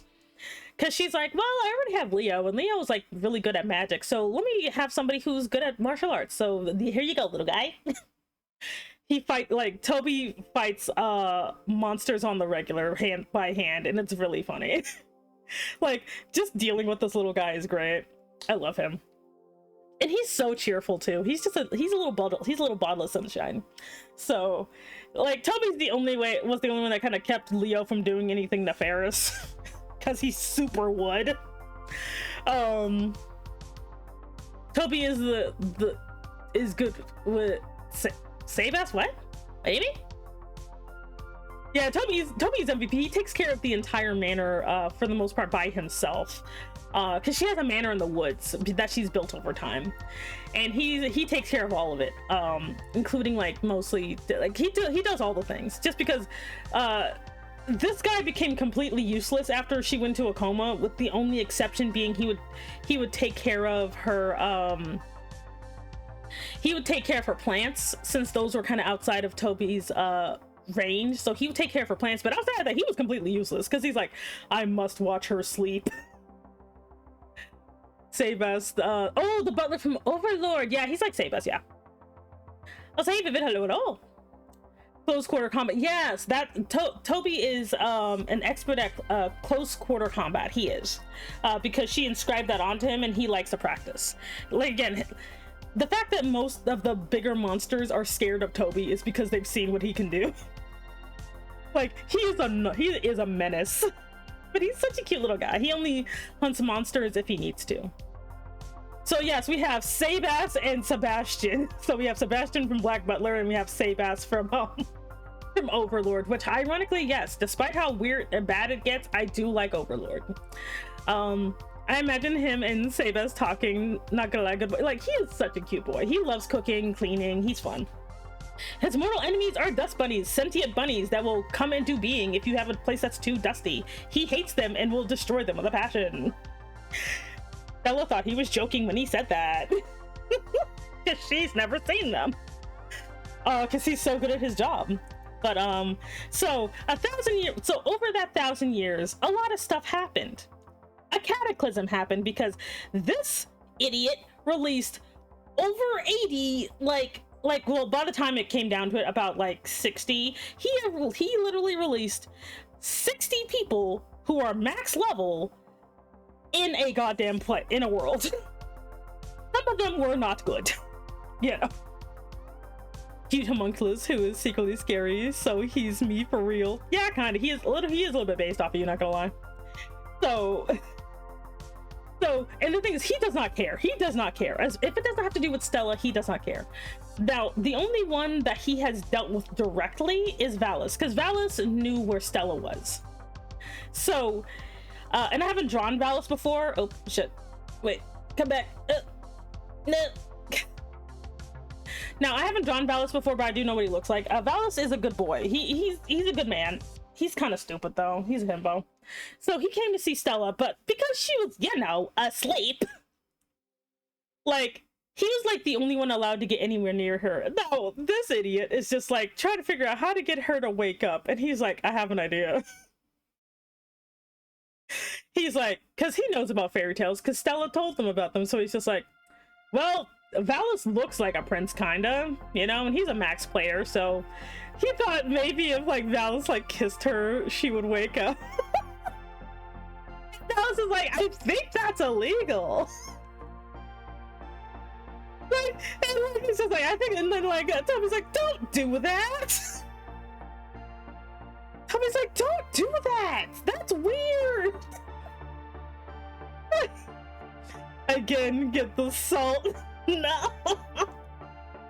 And he's just like, well, I read about these things. I'm pretty sure it'll work. And then like, Tommy's like, no.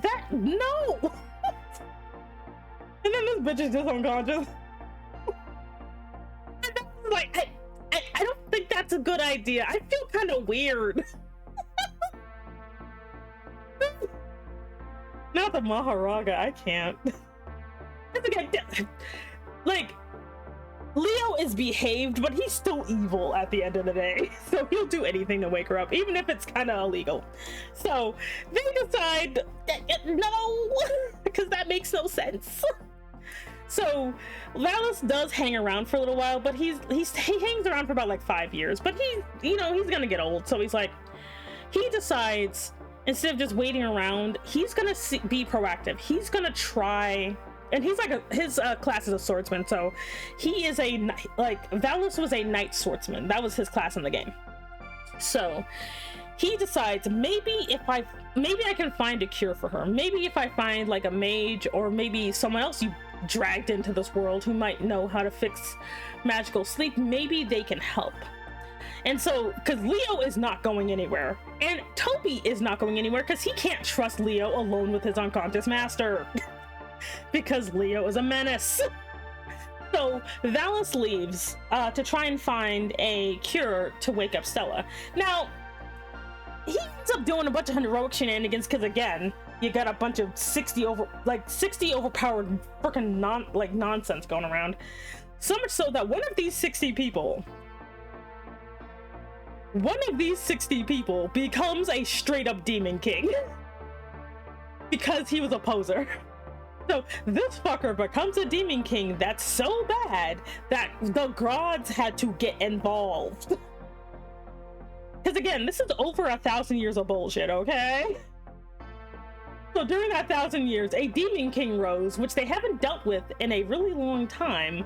And so a lot of the people who got isekai'd basically either joined or had to fight this psychopath, and it was so bad that it caused the creation of the Cleaved Sea, where one of the gods helped their people literally slice a continent. Leo, keep it in your brains. I'll play the Hikari music and we can boogie on like Leo's head. so Valis becomes like a hero, you know, and all that, and so he comes back, but by this point he's like an older man, you know, and he's like, I still have, and he feels shame for, Valis feels shame that he wasn't able to find a way to wake Stella up, and so he ends up kind of meeting someone else. They get like, and the thing is, like, Valis had an intense crush on Stella, which Stella did not know about. Stella did not know that this guy who she friend-zoned was super into her. Like, she had no idea. So he ends up like becoming a lord. He becomes the first Lord Valis. He even has his own custom sword that you can, because in the game you can make your own custom items after a while. He has this sword, the Sword of Valis, which becomes important later. And so he ends up becoming a lord and raising a town, and you know, he feels kind of bad that he wasn't able to get back to Stella, because he also is kind of scared of Leo, so he's like, I can't just go back there with nothing. And so he ends up like meeting someone else, getting married, having a family, you know. But he never forgets about her. He never forgets that, you know, Stella is still asleep and that he wasn't able to save her, you know, and that she's alone with her weird psychotic demon servant. And like, he just hopes that Toby doesn't fall apart or get killed or something. And so as a result, because he ends up dying of old age, but also of regret. He accidentally curses his own family because he thinks about Stella so much. So he accidentally curses his own family that, like, he basically just keeps reincarnating into his own family, and he keeps trying to go see her. Now, he doesn't remember he's reincarnated. It's just from their perspective, every like other generation, one of their guys is gonna try and go to the forest that Stella's in, but they don't know where she is, by the way. So half the time when they go there, they die or they get dragged back. You know, new headcanon Leo thinks kissing making people wake up and other weird social cues are normal because he learned it from reading fictional books. I mean, look, Leo would absolutely straight up, he's just like, what would work if I do it? And like Toby's like, don't. And like Leo's like, you can't watch me all the time. Unlike myself, you have to sleep. I'm like, God damn it. I think I missed some context. Is Semi going blind? No, this is Stella Blackwood. She is my isekai protagonist. She gets isekai because her weird anxiety demon basically summons her and traps her in her own body. And he also isekais like 80 people and kind of almost causes the end of the world, but he doesn't care because he just wants his bae. The generational friend zone. And again, Stella has no idea that this is even happening because she's unconscious. So Stella's unconscious, has no idea there's this entire kerfluffle that happens because her demon's stupid. And so now they're like, and this is like it's over 1,000, it's like 1,700 years, but like it's over 1,000 years later, the world almost ended, and she doesn't know about that. So she wakes up randomly. Now, the reason that she was asleep for so long is specifically because of this guy. Because he didn't use his own magic to isekai people. He basically borrowed hers. So Stella had to basically take the metaphorical brunt of all of that magic. So she had to basically pay the price of all of those people being dragged over here. And again, this is something he just kind of figured out after a while. And so Stella could not wake up until every other person that was isekai'd woke up, which took 1,000 years. Trapped in her own body. Ooh, so she's not really. There is a fun fact. There is an isekai trans character. He basically was a woman as a player, but he got stuck in his male player body, and he decided, you know what? I think I like being a man. I like, his name is Claire. Claire is beautiful. He's like, oh, you know, I think I like being a man, and he's fine. This happens this happens with a lot of characters who, again, my favorite is the guy who became a lich because he was wearing the skin of a lich as an aesthetic for his character for roleplay purposes. He was roleplaying a necromancer lich, and he now became one. He's like, oh, I guess I'm a lich then. Oh no. Hey there. Oh, we got another Steen, but hello, welcome in. My name is Semi Enigma. I'm an Ultra Dragon Mom Boss. Thank you so much for joining the organization. You can pick up a badge at the front desk. Hi there, Happy Loop. Hello. I'm finally able to catch one of your new streams, scheduled streams. The new model details are amazing. Thank you. So yeah, Stella literally took a magical power nap. So when she wakes up, it's 1,000 years later. He's normal about this. You know, he literally tries to kind of like not admit that she was asleep for 1,000 years. He's just like, oh, you know, and she's like, oh man, that was a weird. I had a weird dream, and you know, but you know, how's it going? And he's just like, oh, everything's fine. It's just a new day. And then this fucker right here, he's like, oh my god, I missed you so much. You've been asleep for 1,000 years. And she's like, oh, what now? He's like, damn it. Like, because Leo was not gonna tell her. Because he's like, you know, I think it's best that she doesn't know. And so Toby, being the best boy ever, just says, hey, you've been asleep for 1,000 years. Are you okay? She's like, the what? The fuck? The what? What did you think? I was thinking for the care combo, I stretch, fix my posture, and I'm gonna drink my tea. So Stella's just like, you have got to be kidding me.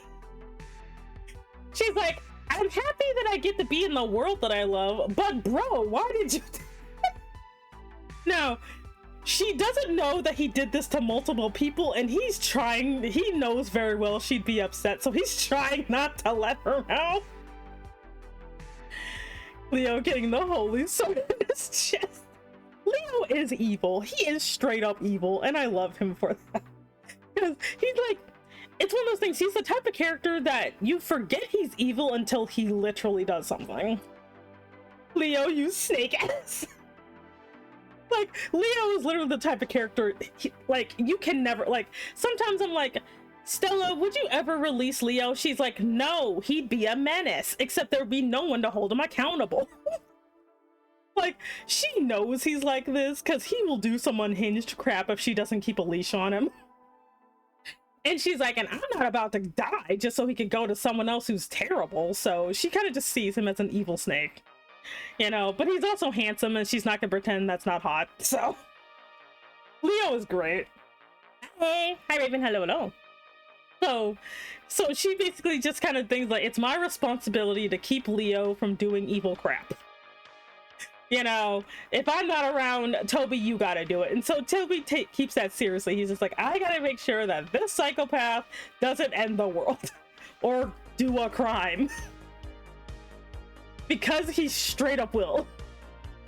Damn it, Stella.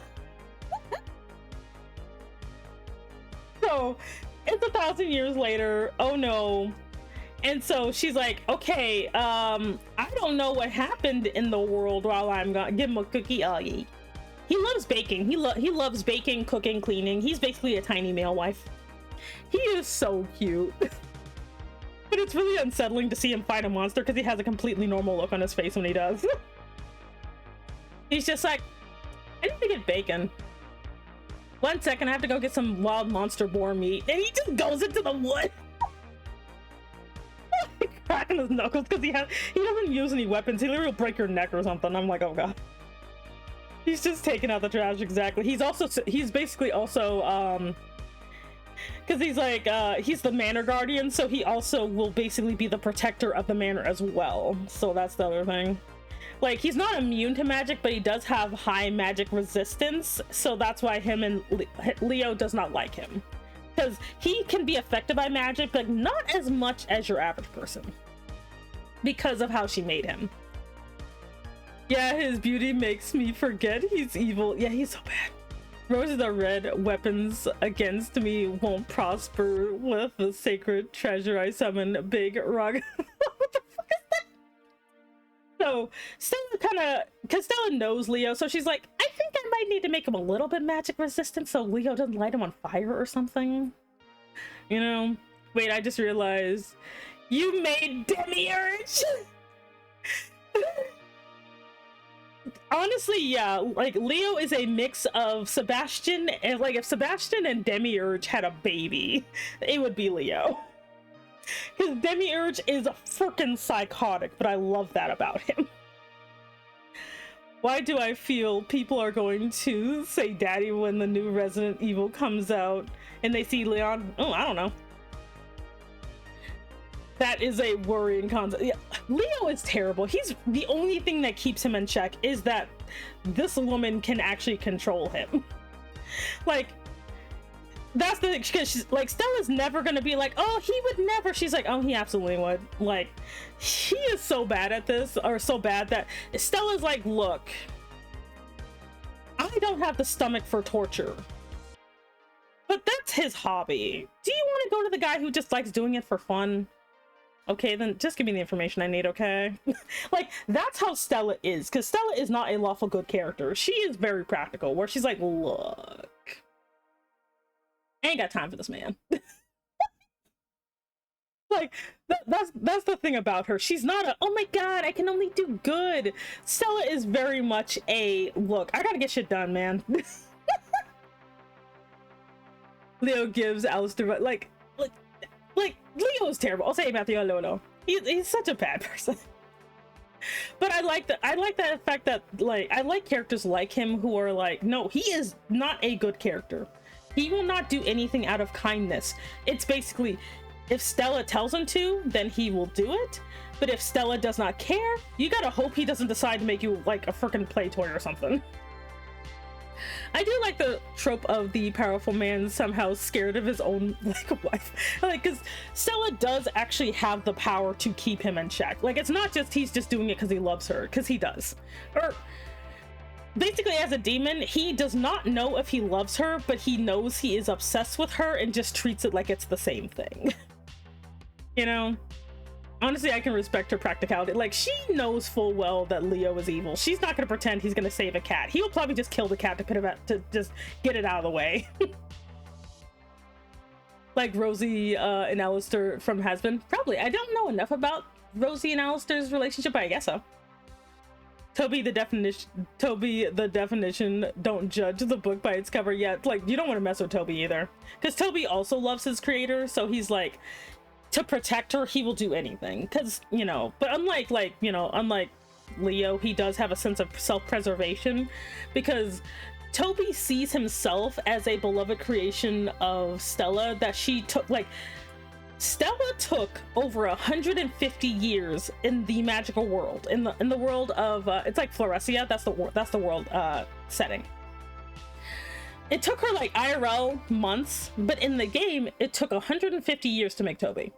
Like, because she wanted to make sure that he was as good as you can get. It's just he's short.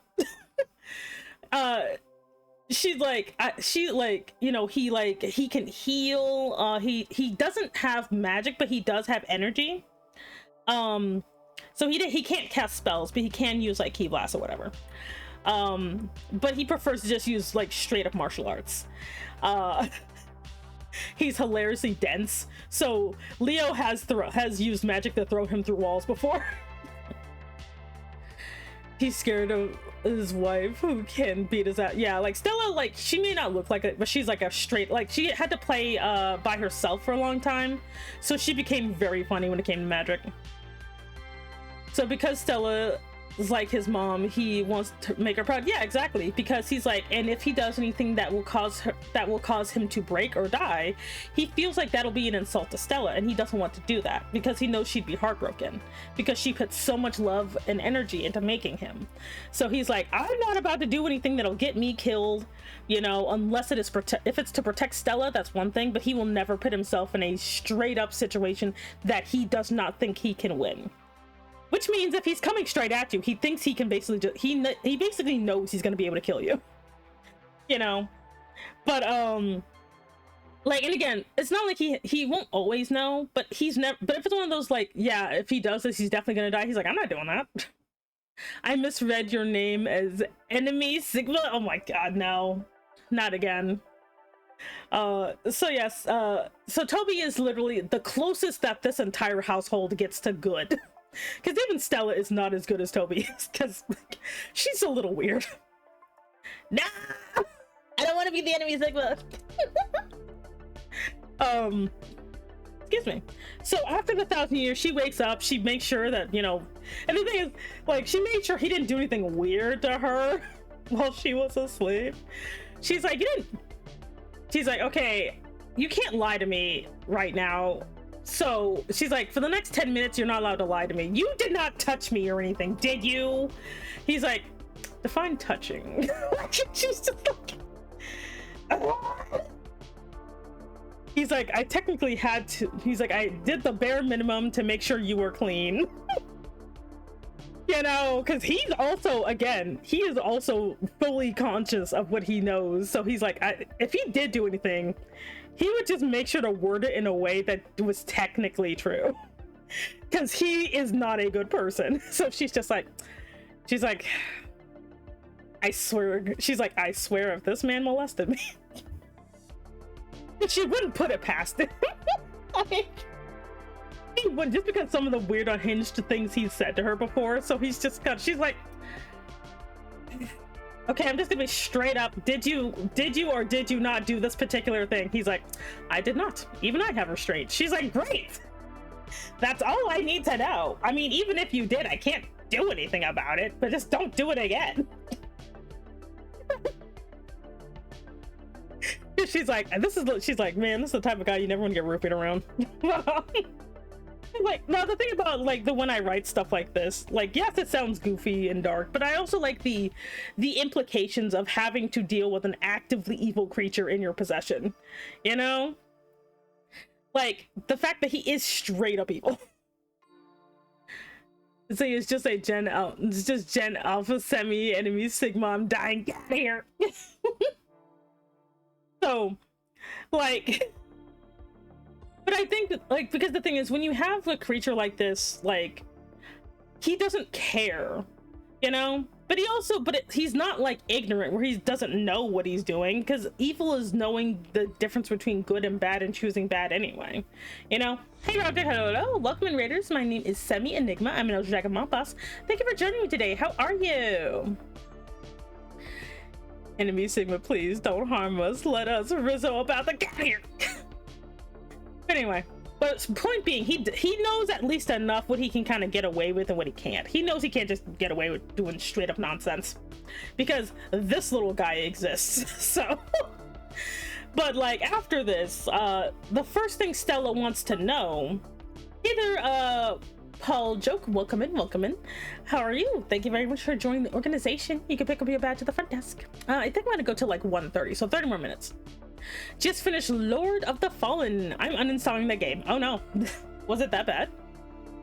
So the first thing Stella wants to figure out it's been 1,000 years.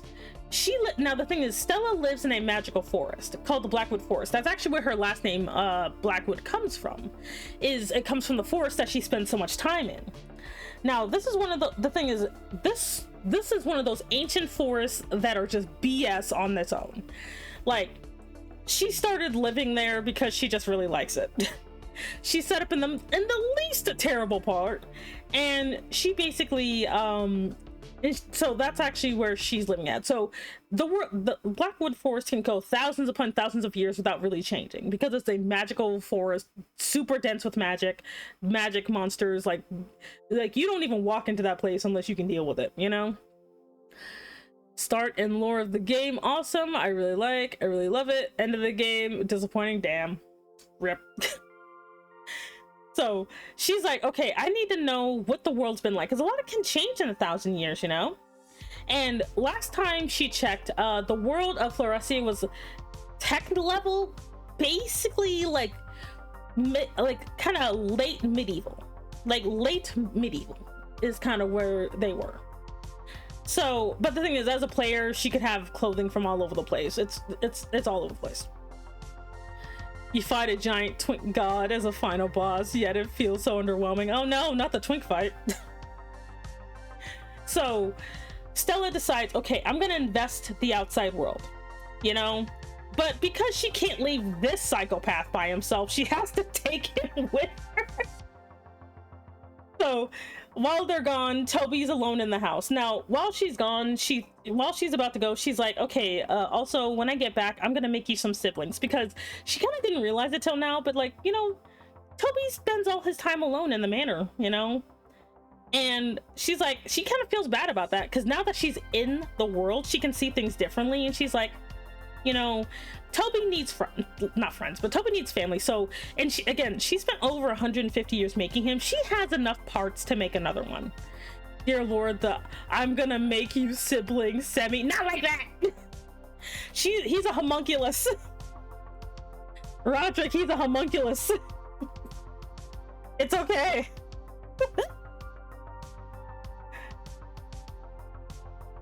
Oops. Yeah. Like, he's a homunculus, so she's like, and she has enough components to make certain ones, because like, yeah, it took 150 years to make him, but it's basically it's mostly trial and error, like, to make him. So she knows, she has the recipe, she has the components, you know. So she's like, when I get back, I'm gonna make him some siblings, so that way when I'm gone, it's not just Toby here by himself for who knows how long at a time. So she's gonna make some more homunculi to be with him.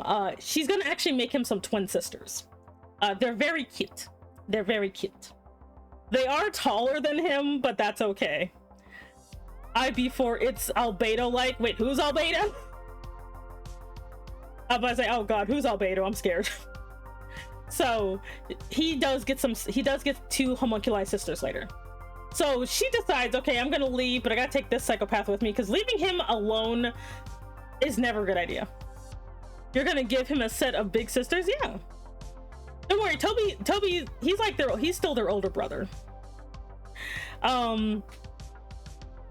Like, so yeah, so she basically decides to explore the outside world, just to kind of see what it's like. So she goes beyond the forest to see kind of what things are like, you know, and this psychopath is with her, being on his best behavior because he's on thin ice after the whole isekai situation. And so she goes out there, and she's like, because it could be anything, you know, the rest of the world could be dead or whatever. So the first thing that happens is she goes outside of the forest, which is huge. The forest is massive. Actually, I think I can actually show you a map of the world. Let me show you the map of the world. Gonna head out for art. Talk to you later. Okay, thank you, B. Thank you very much for stopping by. Let me see if I can actually show you. Wait, did I do a screen cap of it at some point? Let me see if I can find it. Let me see if I can find the picture I made. I think I made a picture. I made a map, because I like making maps too, just because I'm weird like that, I guess. Let's see. Do I have a map? No. Okay, I can go get a map. Wait, no, I should be able to, because I think I did a screen cap of it before. A second. Let's see, screen caps. Surely I did. Couldn't have been that long ago. Because I made a map of the world. It might be better just doing a screen cap, honestly.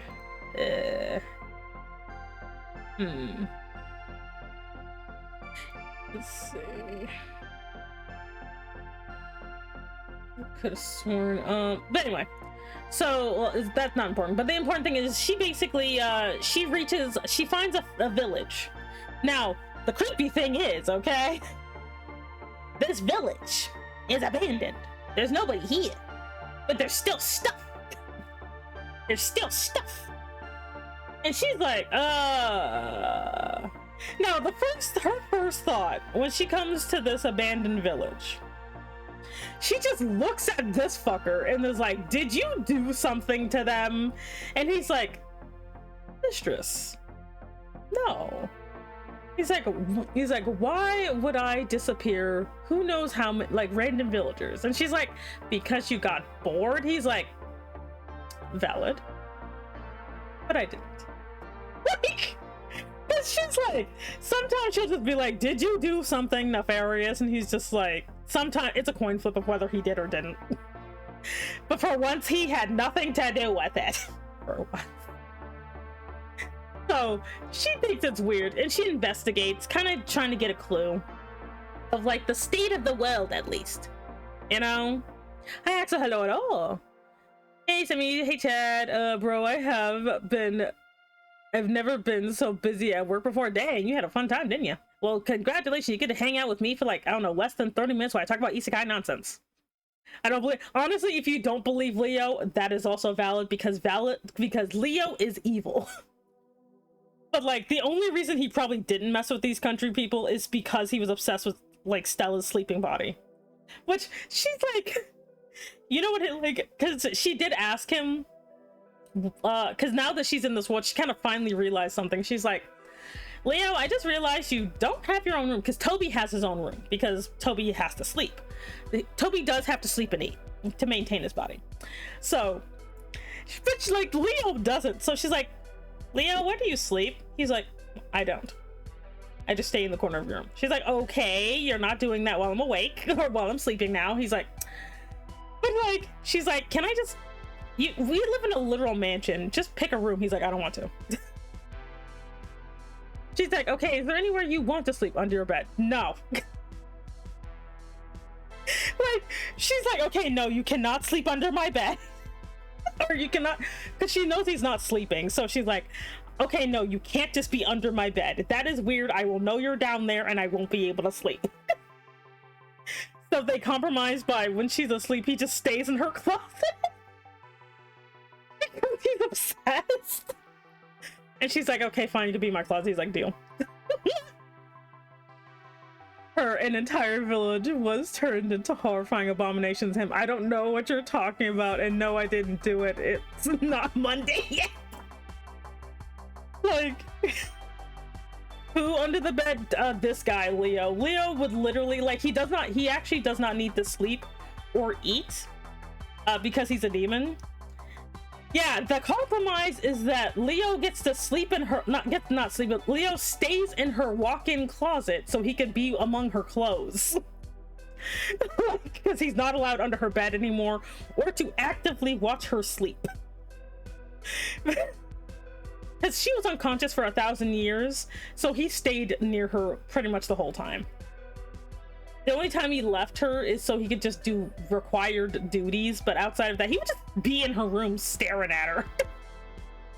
Like, I'm just like, it was really funny because, like, the next day, you know, before she goes and sets out, but like, he's carrying her to the bathroom and she's like, what are you doing? He's like, oh, I was gonna bathe you for the day. She's like, okay, no, I could do that myself. He's like, oh, sorry, habit. And she's like, I know he didn't forget. I know he was doing this on purpose. He just wanted to see if he can get away with it. Because he does that to her.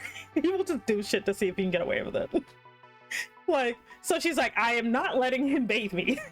At least, well, now that I have a choice in the matter, I'm not letting him do it. No. Like, she's just like, bruh. Because if he could get away with it, he straight up will. There is like so much material of this happening where he would just kind of get her when her like guard is down and she's like, damn it. Because like Butler romance is really funny to me, but it's almost always like yaoi bullshit. So like I do love the Butler aesthetic, which is why their relationship can get very steamy at some points, because I think it's very funny because she has to rein him in sometimes. But yeah, he's a like, the thing is, he also, because he is a demon, he literally sees everyone aside from Stella as literal like vermin. He sees everyone as like lower than himself. So even though Stella does get a harem later, he literally views Stella's harem like she has a bunch of dogs. Like, he's just like, they are not people, they are dogs, they are her pets. They will never be more than that. So that's why he doesn't even get jealous. He's just kind of like, well, I guess I have to go take the dogs for walks or something. Like, that's how he sees them, and Stella's just like, god damn it. The worst part is, I know Gozo really would be into Leo for doing this to them. Nah! like Leo's just kind of like, he just like, what does that make him? Oh, he's her only real partner. Like, Leo sees himself as Stella's true partner, because technically he is. Your model is very pretty. Thank you very much. Opal, hello, welcome in. Like, because like almost all demons see themselves as the best thing ever, even though they're freaking trash. So he has the demonic superiority that he only sees himself as a real being, and only Stella as his he sees himself as Stella's partner, because he knows she is powerful enough to keep him in check, you know? But everyone else is literally just dogs. He doesn't even see Toby as a person. Toby's literally just her pet hamster. Like, that's how he sees Toby. Toby is just a feisty little hamster to him. Like, he just knows he's a feisty hamster that's a little annoying to deal with, but he's still a hamster nonetheless, you know? And like... So that's how, like, that is legitimately how Leo sees people. He sees people as nothing more than animals that he is better than, so he does not care. And because of and he also sees other demons like this, by the way, because he's a higher demon, you know? He's also a higher demon, so he also sees other demons as basically trash. There is a female demon eventually that's the servant of someone else, and they fight constantly. Where he's like, you know, he's like, you know, no insulting my mistress, and she's like, no insulting my master, and he's just like, if I was allowed to, I would completely obliterate you from this realm. She's like, not if I obliterate you first, and he's like, you know, you can't even do that. Like, he is so antagonistic towards everyone else. It's just, he only seems well behaved if his mouth is closed. So they get to this town, there's nothing in it, there's no people, no animals, no nothing, and she's like, you know, but people definitely lived here, but she doesn't know how long ago. And she does try to do some detect magic, but because the world is inherently magical, detect magic only really works in like maybe like an hour. After an hour, because of the world is so magically dense, it does dissipate. Oh god, I hate to be a random side character in this isekai. I'll accidentally bump into the main character and Leo would like petrify me or something because I dare to exist in his mistress's world. If he could get away with it, he would, but he knows Stella wouldn't allow that. Hey there, Funnel? Hello, welcome in. My name is Semi Enigma. I'm an Elder Dragon Mom Boss. Thank you so much for joining the organization. You pick up your badge at the front desk. But like, if he could get away with it, he would. But he knows Stella would be like, stop it. Stop that right now. Which is why Leo always gets extra excited when Stella actually lets him do something. Like, if she always has to give him a time limit because she knows if she doesn't, he'll go mad. He'll go freaking crazy. So she's like, okay, you get 1 minute to do blank. He's just like, excellent. Because she's like, any more than that and he'll be annoying. Like, I'm not dealing with that. Like, she's just like, no. Yeah, Leo's top. Like, Leo himself is a very powerful demon, so she's like, I cannot let him do anything. Which he does not mind. Like an American would say it, like, also, is Leo single? Asking for a friend. Leo is weirdly obsessed with his mistress, which is this lady. So technically, no. She's all he thinks about because he's done crimes, okay? He's killed people for her. Like, you don't want him. He'll gaslight you. Like, remember how I talk about how chat, remember how I talk about how bad Daniel is? How Daniel will basically, like, gaslight you into an abusive relationship? This guy is technically, like, not canonically, but creation-wise, this is Daniel's dad. This is literally Daniel's character is based off of this fucker. This horrifying mesh of Demiurge and Sebastian. Daniel is a distilled version of this guy. Like, so keep that in mind, chat. Daniel is a distilled version of this guy. Yeah, that's why Daniel's like that. Daniel is literally just this guy, only worse. Only, like, well, not worse, but like a watered down version. Leo had a one-night stand before meeting Stella, and that's how Daniel was born. Daniel's just a weird little bastard. Okay, I simp for Limbus Company characters, and they're like evil, like very evil, like killing people is just a normal Tuesday for them. Oh, we're not going to talk about all of the evil things that Leo has done. Can I still wait? So this one world is connected to the comic? Actually, yes. There is a character who actually came from this setting to the comic setting. Actually, they are connected through parallel park. But oh my god, can I see the design of his mistress? Yeah, let me go back to her. So we got Leo, demon butler, psychopath, and this is Stella. Stella is she is a isekai protagonist. She is a mix of two different races from the setting. That's how she made her character. Her character is half Noctian elf, which is the northern elves. They are the original elves. They are dark elves by default because I am a bitch. And then Solarians were like, basically the elves are created by the goddess of darkness, and the Solarians were created by the goddess of the sun. And eventually, you do have some that do mix eventually. They're not incompatible, but they're a little weird biologically. And that's what she chose for her race. Listen, you could be like evil character. You can like evil characters as long as you know it's a problem. Yeah, like Leo, you can crush on Leo. It's just Leo's just such a bad guy. This is a Lore D episode. It is. So, a mix of darkness and light. I like I love that because can I be like his servant? You don't want to be Leo's servant. You can, but you don't want to be that because he will use you up and then literally spit you out. Because he's a demon, he also knows he's hot.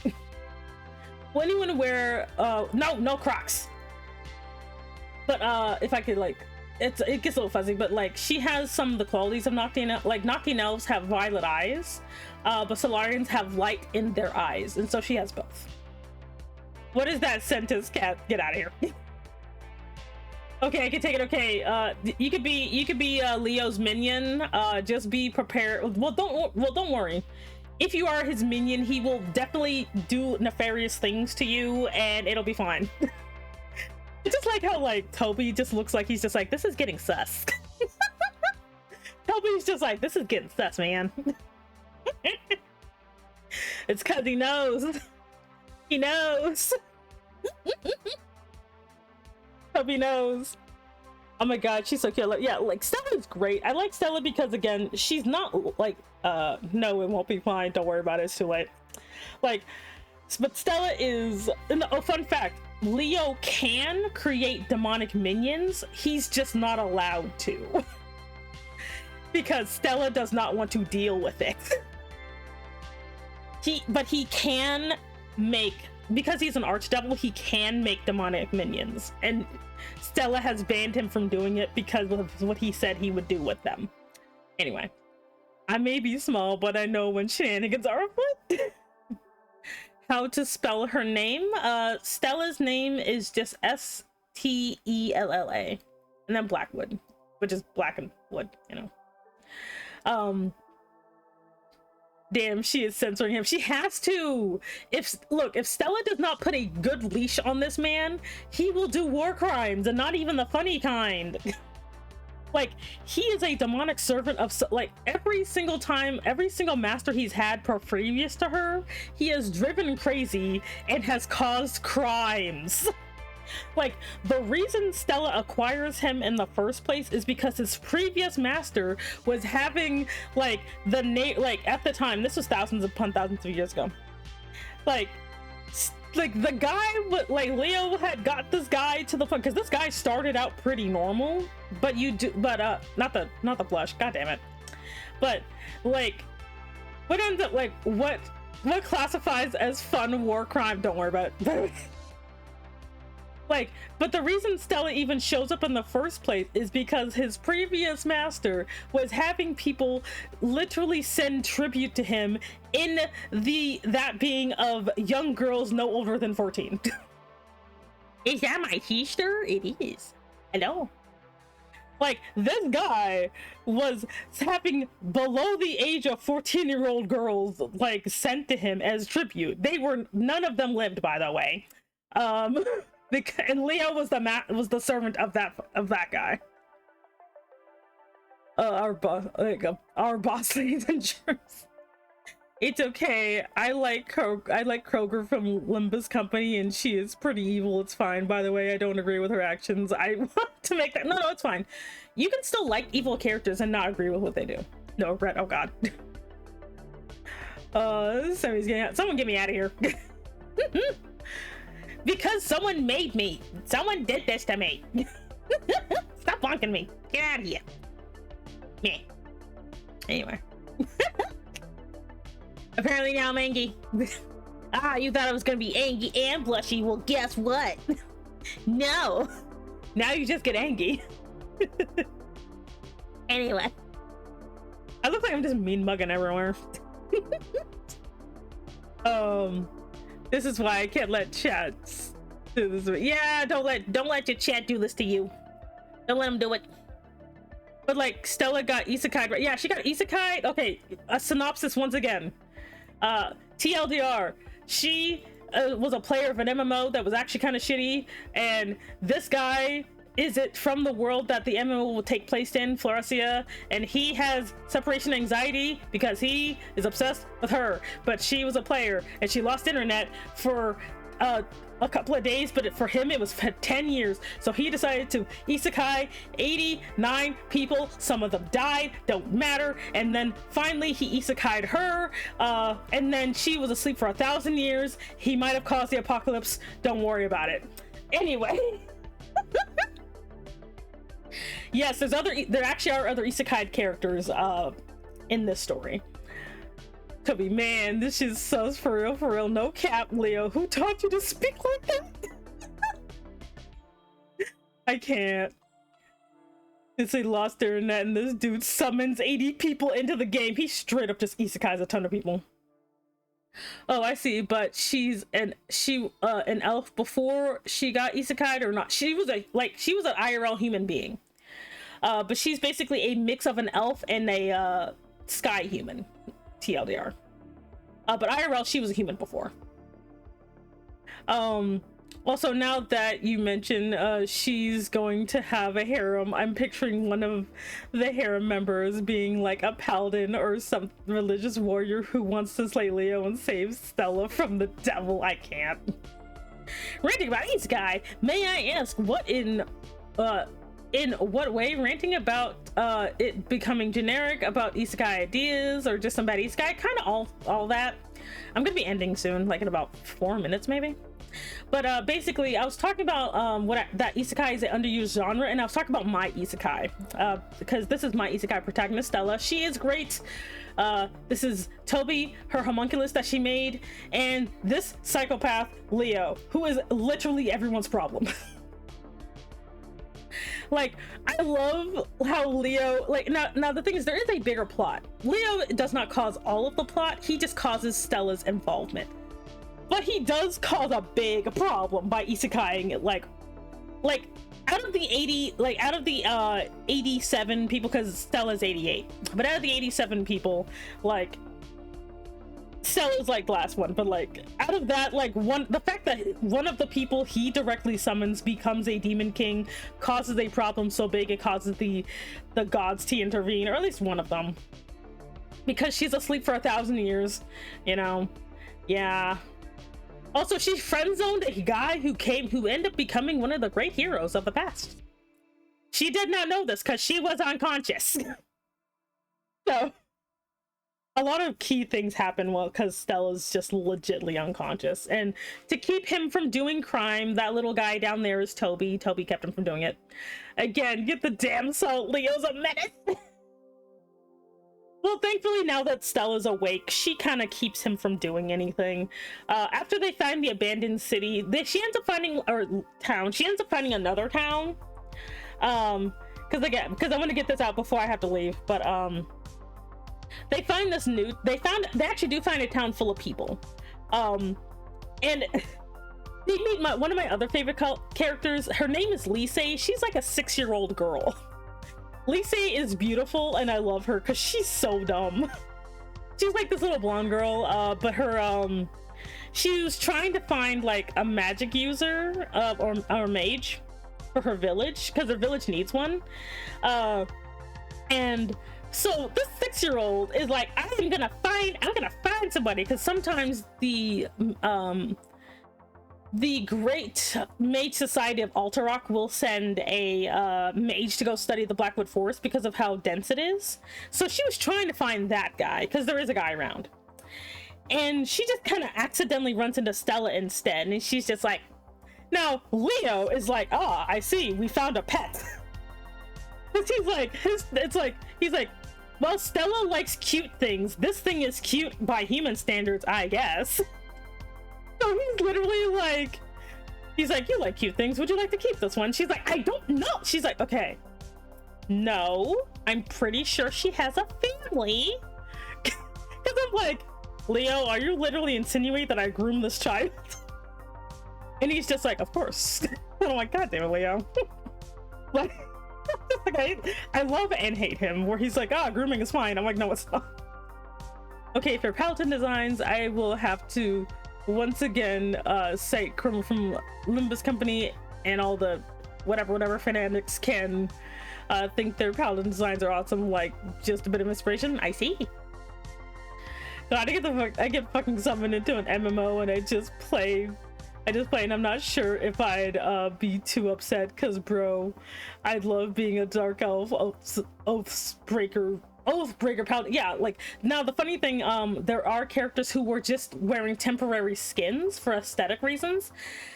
They got fused to that character. So for example, if you were just wearing a joke skin where you're basically running around in a weird bear onesie, you basically would get turned into an actual bear. So, because when he summoned you, that's just kind of what happened. Because he fuses you to your body. So again, we have accidental trans people that happen. Some people liked it, some people did not. So the one guy who's like, I'm a sexy anime woman, and gets isekai'd, and he's like, oh my god, no, I miss my dick. So, yeah. Like, that happens. I'm still keeping the banishment stone, oh god. So like, oh, it's already past 130. We'll go to 145 because I like talking about this. We'll go a little bit longer. I'll leave eventually because I like talking about my isekai nonsense.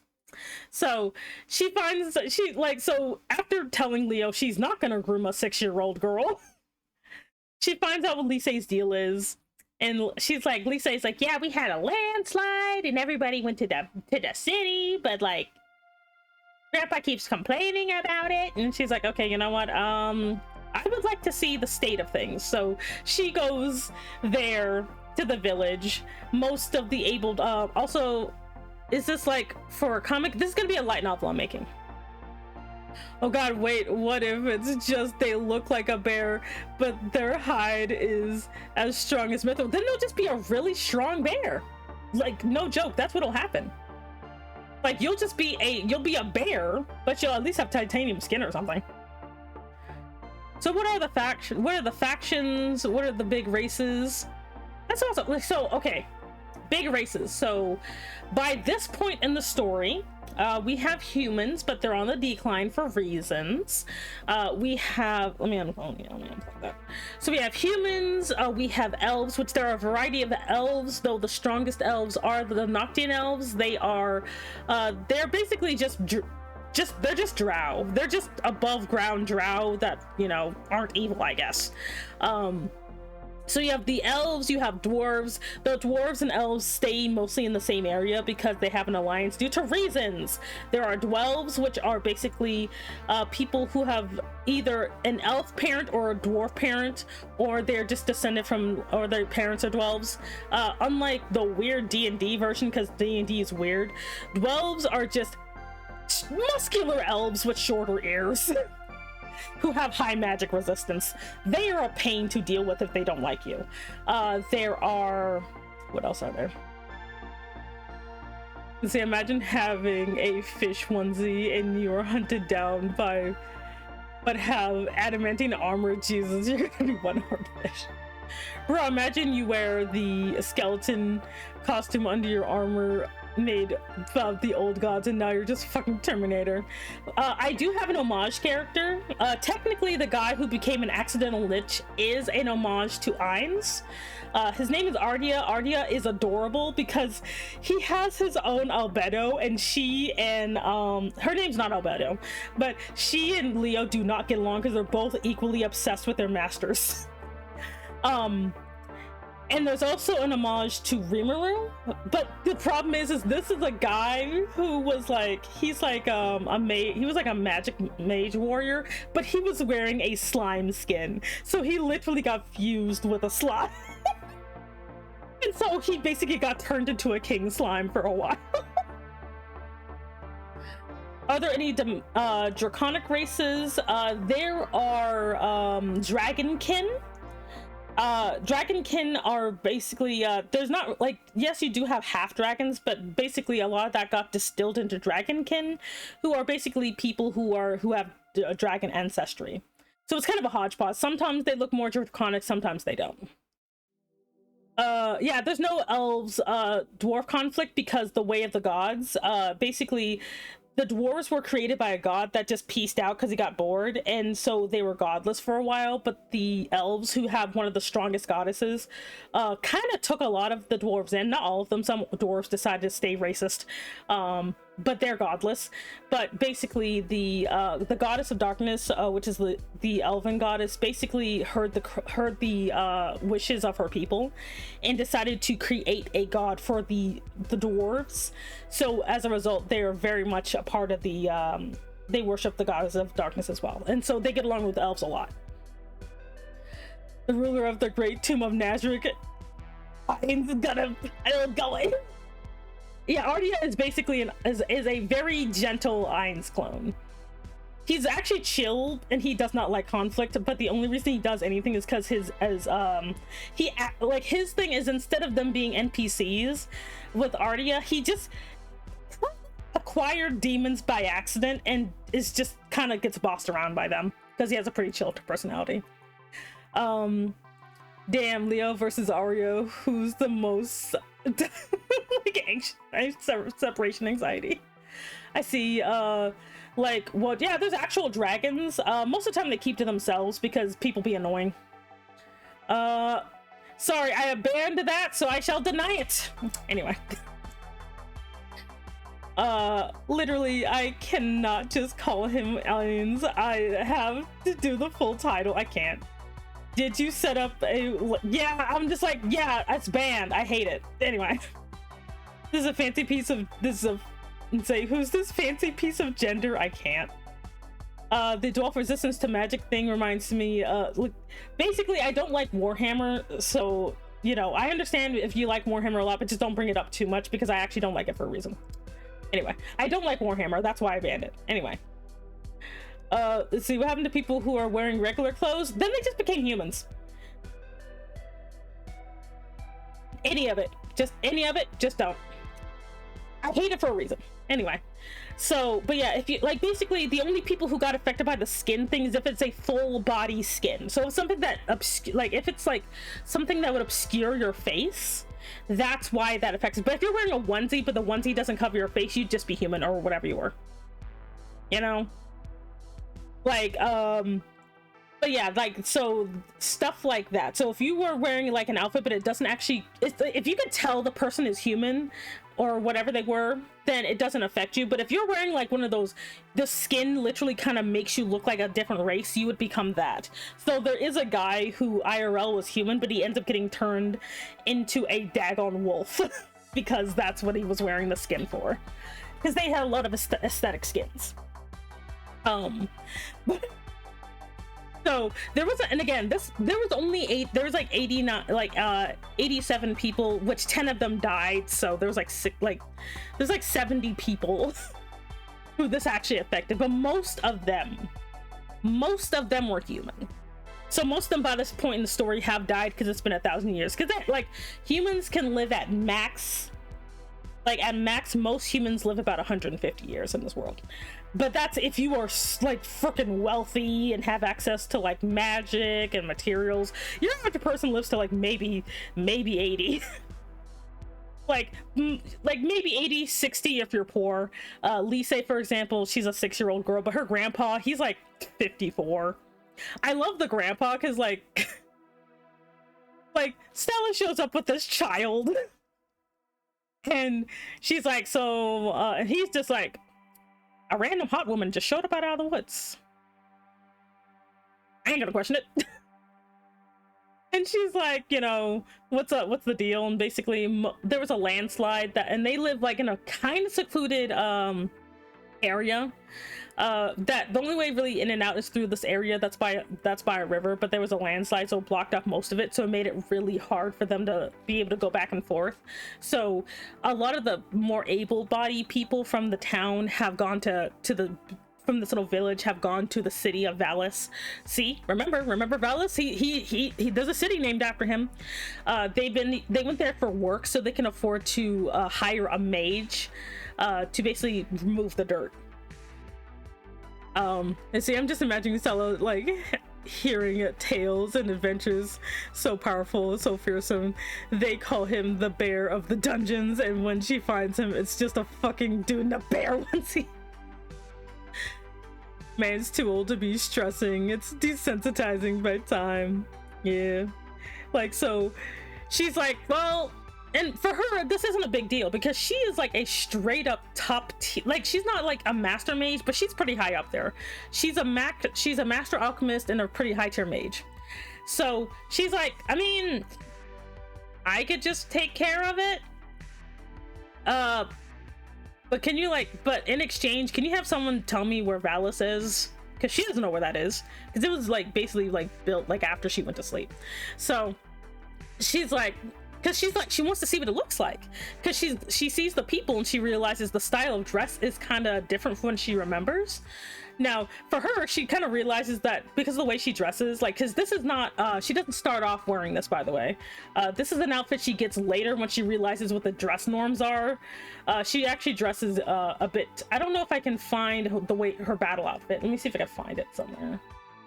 Because she has a different type of travel outfit. Let me see if I can remember where I put it, because I know I've drawn it before. I drew like a chibi of it.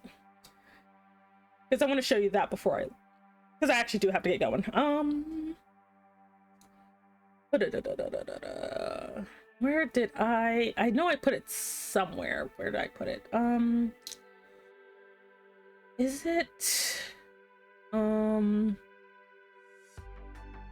is it in here? No. In here? No.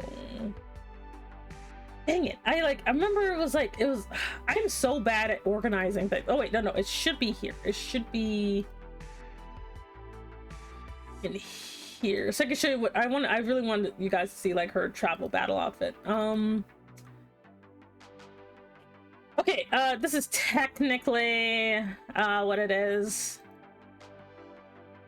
Okay, so this is basically her battle outfit. Is this skimpy looking nonsense? This is basically what it looks like. Now, the dress code by now has basically turned into like Victorian times. Okay, so her running around like this is probably a bad idea. You know, like it's probably a bad idea. That's not Victorian. Like Victorian, Edwardian, and like that kind of time frame. So she has to, so when she kind of sees this, she's just like, she kind of puts on this kind of concealing cloak. So it just obscures most of her body, so she doesn't have to worry about someone being like, oh my god, your legs. You know? Say next month you won't be able to show belly button, so enjoy while you can. Twitch it. Like, well, I mean, I guess they're going after the artist again, I don't know. Like, it's not skimpy, but like compared to like most like, and this is her mage armor. This is what she wears. She's so this is her mage armor. This is basically how she runs around most of the time. So she's wearing this fucking cloak. And she's like, so, you know, she ends up getting proper clothes later, obviously, you know, but like for now she's like, okay, let's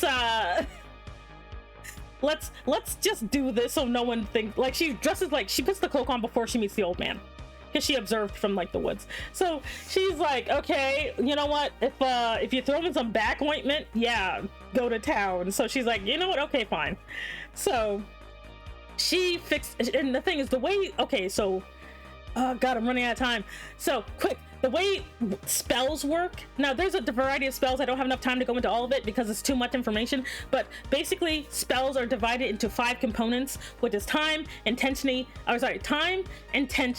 intensity, cost, and elemental alignment. That is basically what the how you can prize spells. Now when it comes to spells, honestly, the longer you live, the better, because you can do more powerful spells, because it's, instead of basically doing if you want a powerful spell, the longer you have to make it, or the more words it has to have. The more words and the more time a spell is, that is the easiest way to make it more powerful.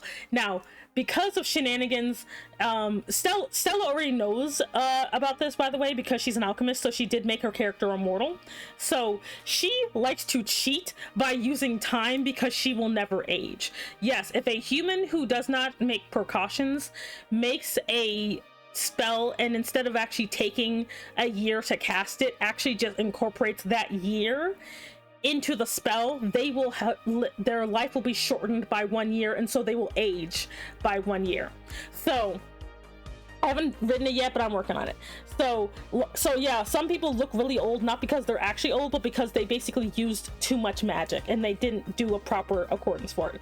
Another way to get around this, it's illegal, is to use soul gems, which is basically taking people's time, condensing it into a gem. Yes, you can only get a soul gem and a blood gem by killing people. That is illegal. Yes, that shows up later. So long story short, so Stella knows that she can actually incorporate time into her spells by condensing it, because she is immortal and will not age. So hence why Leo actually used her powers or her magic to do it, because she has infinite time. So using her magic basically made it so he can escape people, but again, it kind of came back at her because she fell asleep because it was for other people. Anyway, so it's complicated. I will go over magic systems another day, but long story short, she fixes the bridge using the 5-point system, and she also gives the grandpa ointment, but she doesn't have ointment because she didn't think about it. Because she is an alchemist, she does make potions.